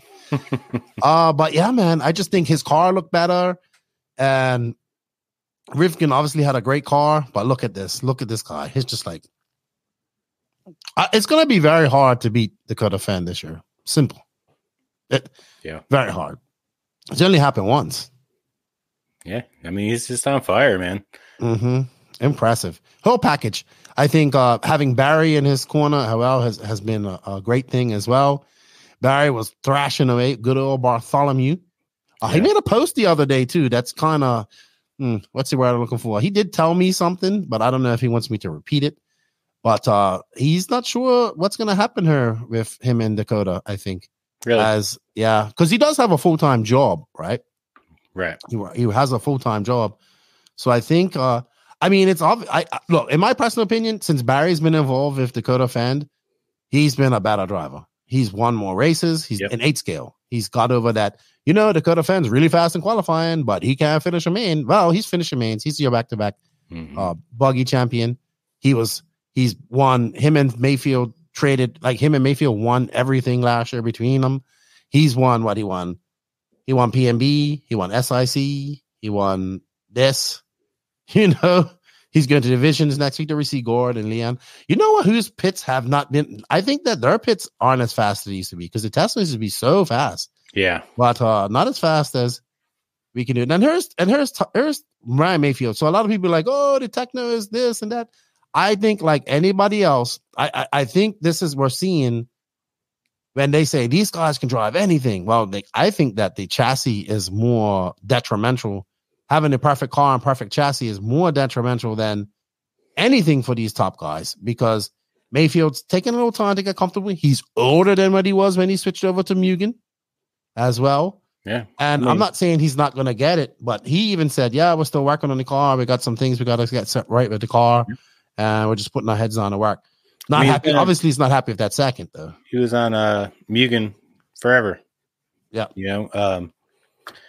By the time JQ car died, I was so comfortable in that car. I was on it for 3.5 years or whatever. Mm-hmm. It was the same car.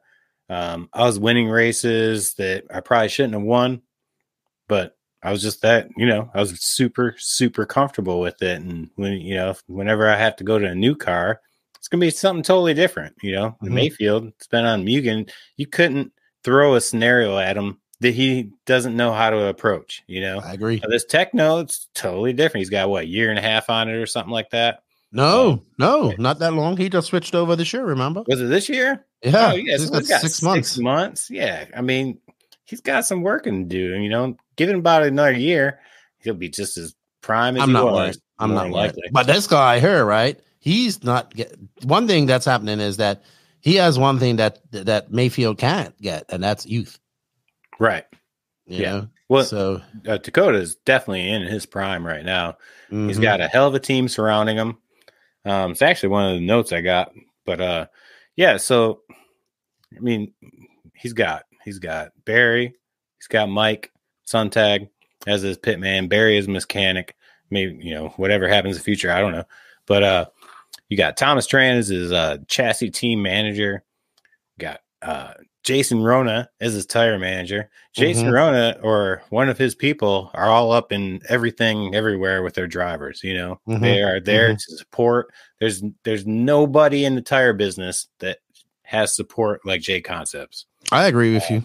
I'm not a J Concept guy, but I pay attention to this stuff. And when it comes to support, those guys are second to none. Those guys are at every big race, and they are helping their drivers. And they're just not helping just that one top driver. They're helping their drivers, which is a lot of them.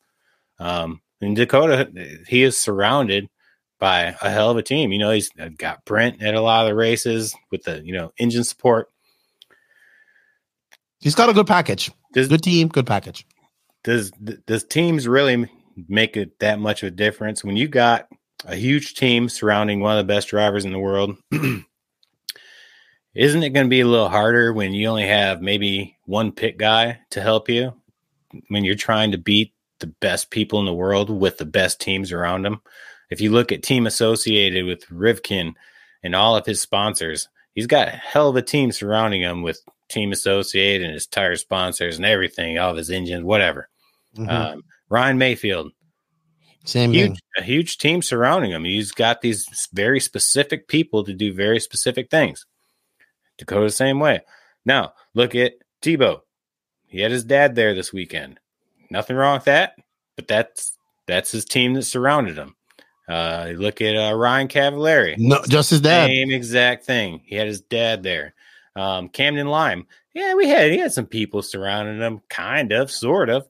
But when it was time for him to go from truck to buggy, he had to go marshal his truck race as opposed to getting his buggy ready to qualify the main event. Well, no, because I went out there and relieved him because I was sitting there thinking in my head, how is this guy going to make a main when he's out there marshaling? We should be preparing himself to make a main event. You know what I'm saying?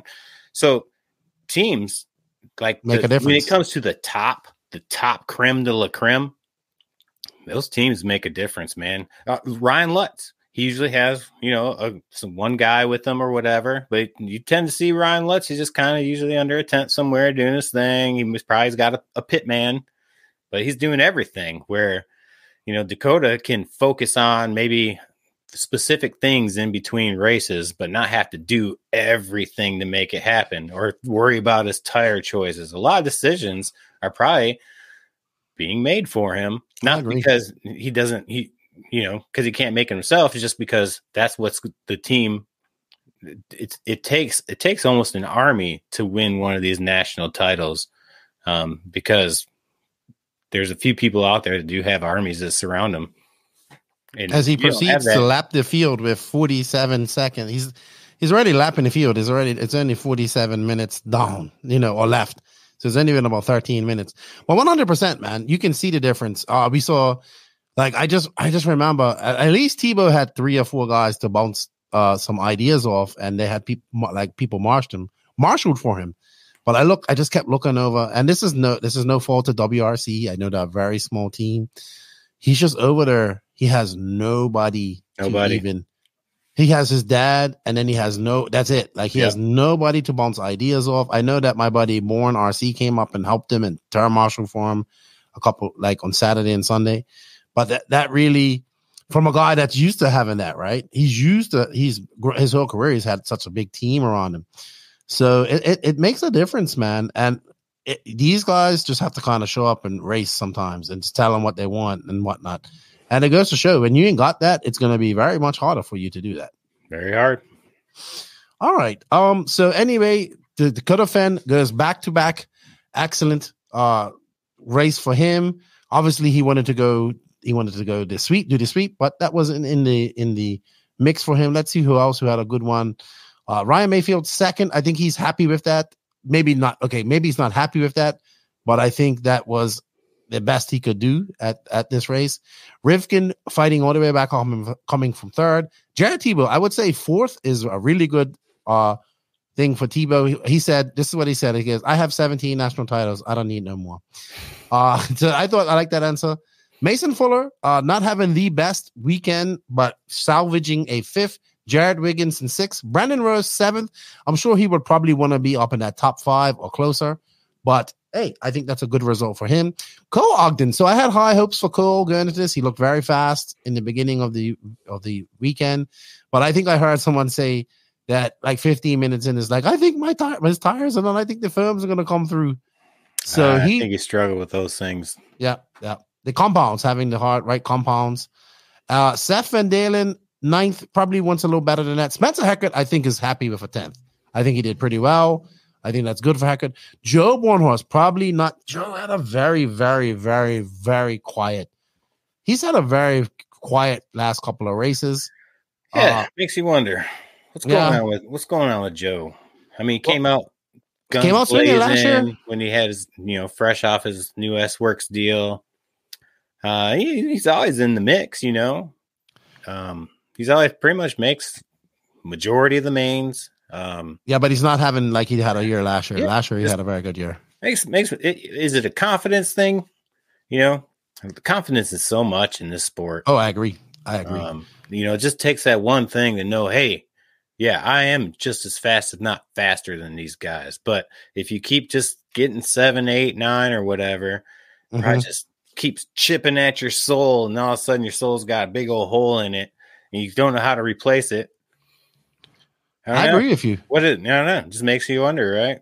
Because it's not like he's not fast or talented. He's got everything it takes. It's just these guys are just super fast. Yeah, it's like very hard.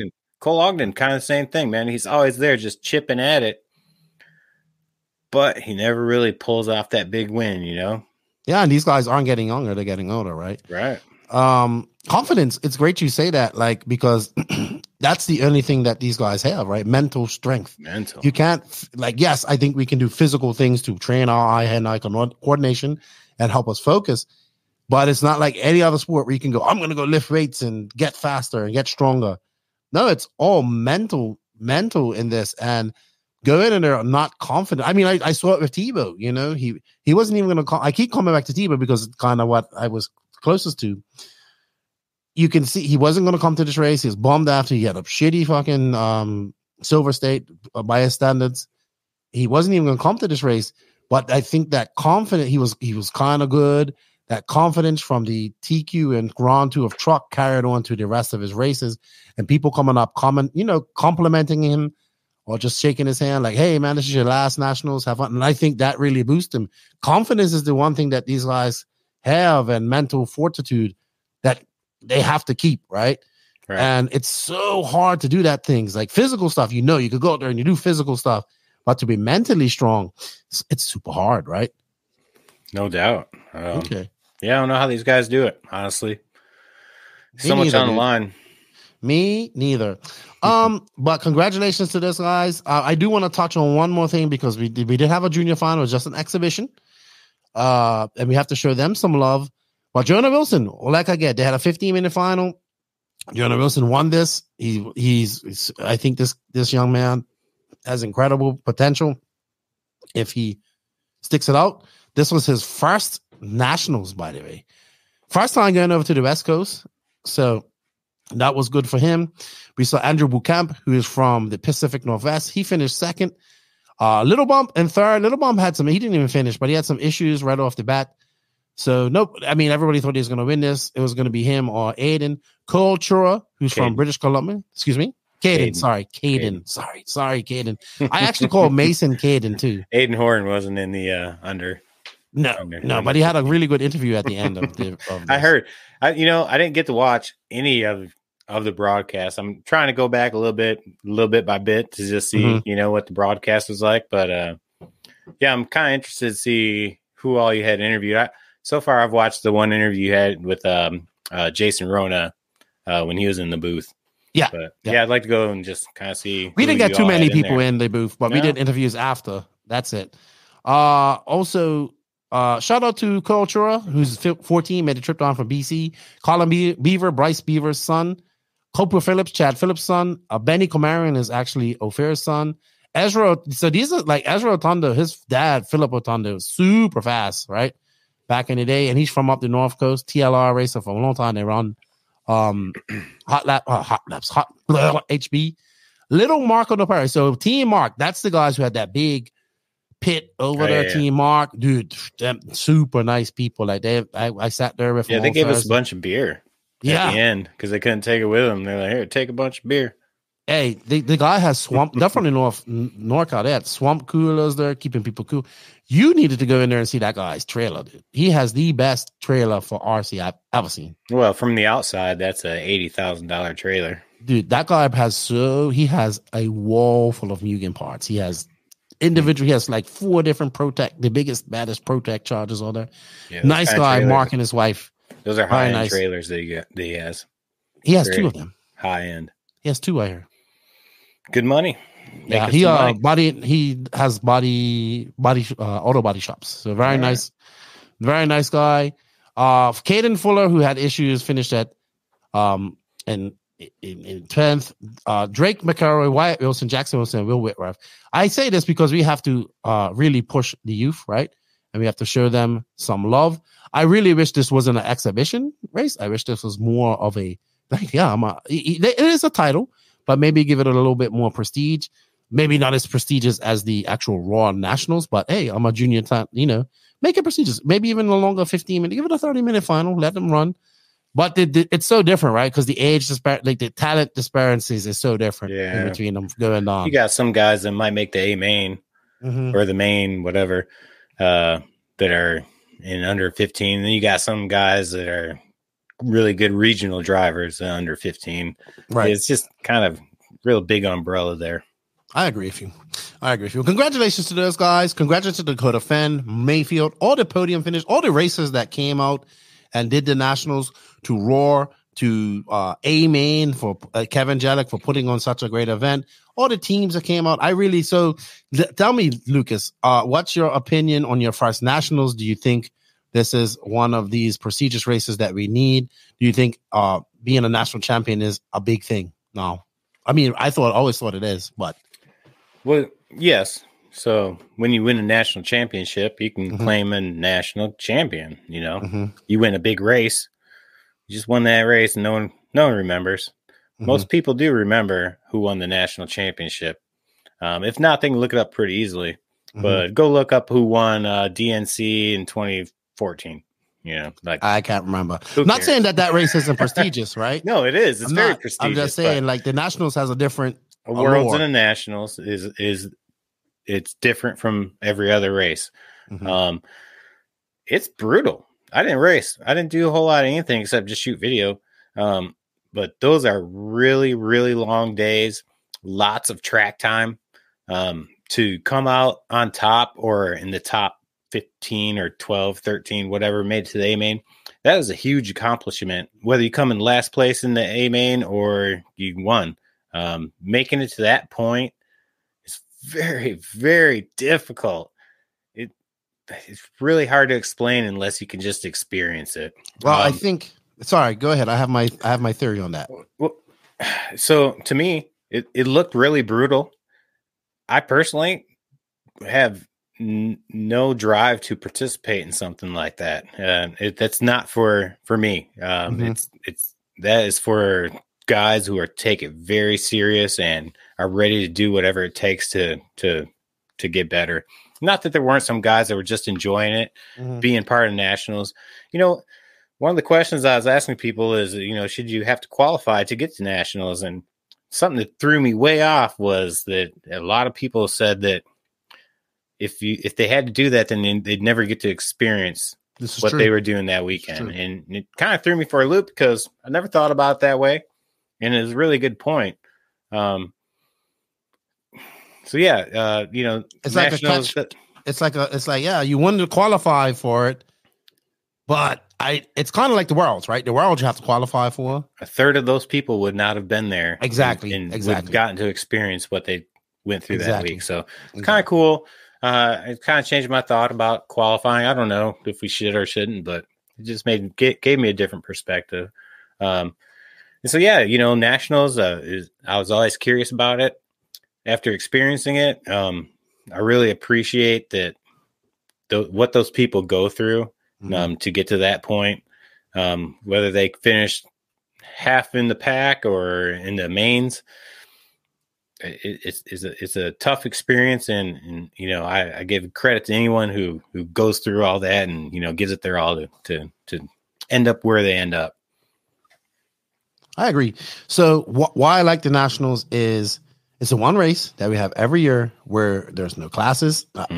There's in buggy we race kind of like how the rest of the world races, and like if you want to see where you really stand, this is where you come. I call this the heartbreaker race because so many people come in. Yeah, I'm going to make the, you heard people, I want to make top 30, I want to make top 40 or whatever. And it's so hard to do that. Right. Yeah. And then of course this was a world's qualifier. So the top 30 are eligible to go to the worlds next year. So had a little bit of added, incentive to it, but it is the one race we have. And we have all these races, which are fine. These bigger races that have multiple classes, sportsman, intermediate, that's not going anywhere. But this is the one race that we have it. And I appreciate that.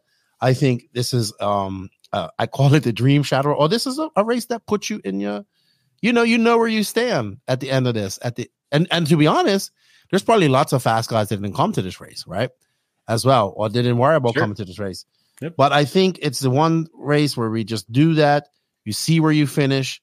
You get an copious amounts of track time, and it still was a lot of fun at the end of the day. Yeah, a lot of fun, very much so.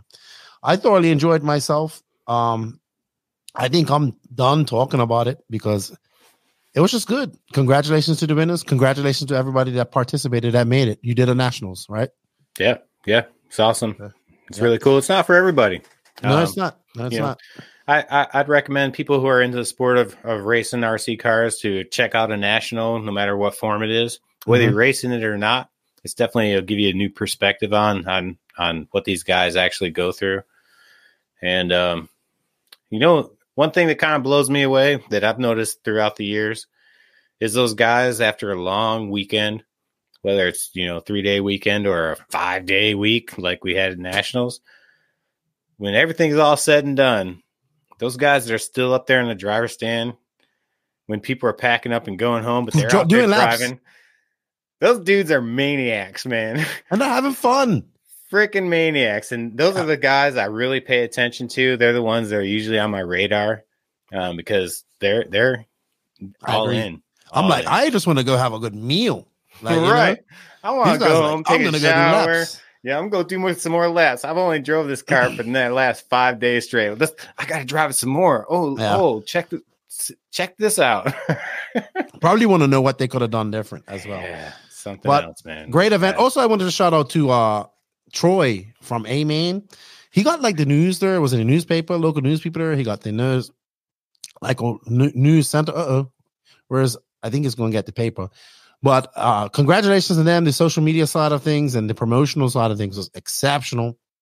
And kudos to Troy and all the A-Main guys that came. I saw I don't know the other guy's name who does all the videos for A-Main. He was there. And yeah, I think they have something really good going on there. I don't know where Lucas is going. Maybe he had to go to the bathroom. That's probably where he had to go. He probably had to go to the bathroom. So I'm just going to kill time. He doesn't going to say some thank you. Again, I want to say thank you to JV for getting me there. Thank you to Mark Nopari and his wife for making me feel welcome that day. Thank you to my buddy Axel Owen. Shout out to my boy Shane Simmons. Got to see my fellow Bermudian there. Here's Pitt and Drake. The Turners, the Keats. Everybody just came up and said hello to me. I thank you guys for all of that. Did you have to pee?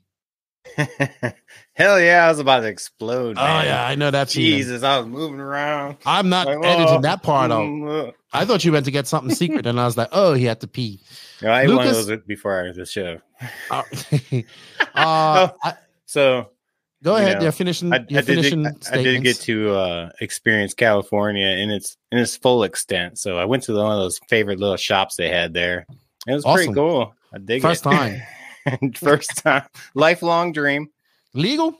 So Legal. you do as in Rome. Went Do as there. the Romans I went do. to a retail shop and just got to buy some product that was really satisfying.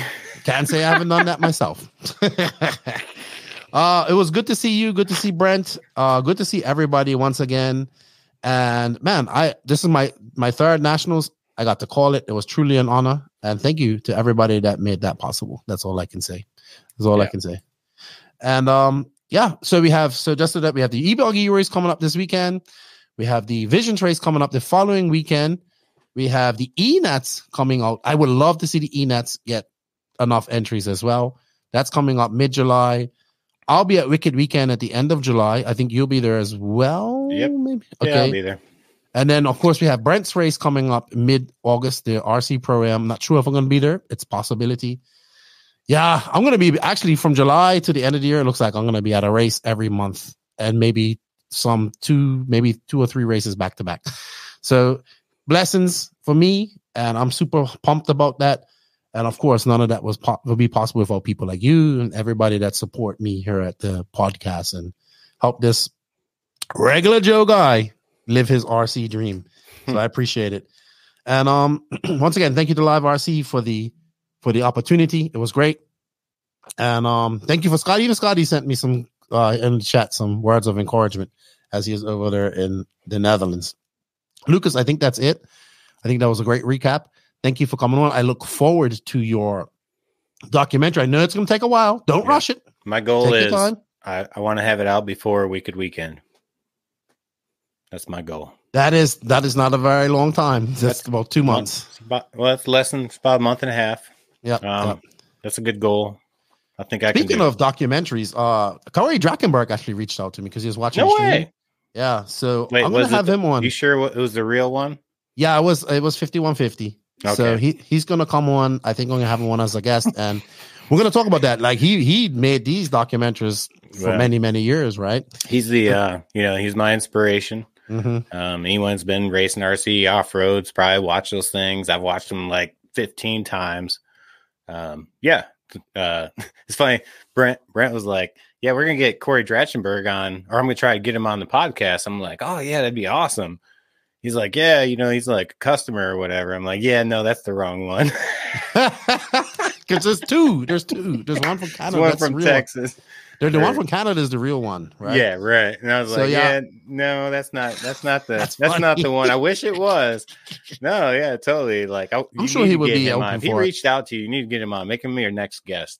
I think he is. Happen. I think he has a lot to tell because he's seen a lot. Love to hear it. Yeah, he's got all kinds of inside stuff that he never posted on videos. Oh, I know. Yeah, I think that's going to be our next guest. Oh yeah, I'm all about it. I look forward to your next video. Thank you for all the support. Thank you for coming on. It was a great chat with you. I was like, I got to do this with Lucas because he's there and he was able to see. And I enjoy our recaps. I think we do a good job of. I think people enjoy it as well. And don't forget, Wheel and Trigger is going to be live on Monday with Chase and Brent. They're gonna do a recap of the Nats as well. Of course, that's going to be probably awesome because you got video of his voiceover. That you can play right now? No, I don't. You haven't seen it? No. You don't even know about it? Oh, Chase's voiceover? Yeah. Oh, that was funny. Truggy orgies and all that stuff. That was hilarious. Come on, you should be playing that shit right now. Oh, man, I forgot all about it. But that was so funny. Bro. That was so funny. Chase is funny as fuck, but that dude makes me laugh. Yeah. And thank you to everybody that I met and came up, and I had a blast. The RC track is my happy place, and I don't think I ever get tired of being there. The only thing I get tired of being, I know I have to be in the booth, right? But it's not. You don't get out and about and around people as much. That's why I took I think it was the Thursday to just chill and be out and be around and absorb all the atmosphere and all that stuff, because I knew I was gonna be stuck in the dungeon. But that's what it takes, right? You gotta. I want to be there. I get tired of the track. Yeah, and it was also a nice place to get away from everything too. I'm ready. It was nice. Yeah. All right, Lucas. Well, thank you for your time. Thank you, everybody, for all the continued support. We greatly appreciate it. Shout out to the NNRC squad around the world. We can't do this without you guys. Thank you. Continue to hit that like button. Also on Lucas's channel, Beach RC. as well. Hit that button and look forward to his documentary. Thank you to the NNRC patrons and YouTube members. If you wish to be one, you can join. It's a link in the written description. And thank you to these awesome companies that support us. They are Invisible Speed, High Tech RC, Sampadal USA, Sai One of Fuel, Hot Race Tires, Mayako, Beach RC, Techno RC, Clinic RC, Ignite Design RC, Racecraft USA.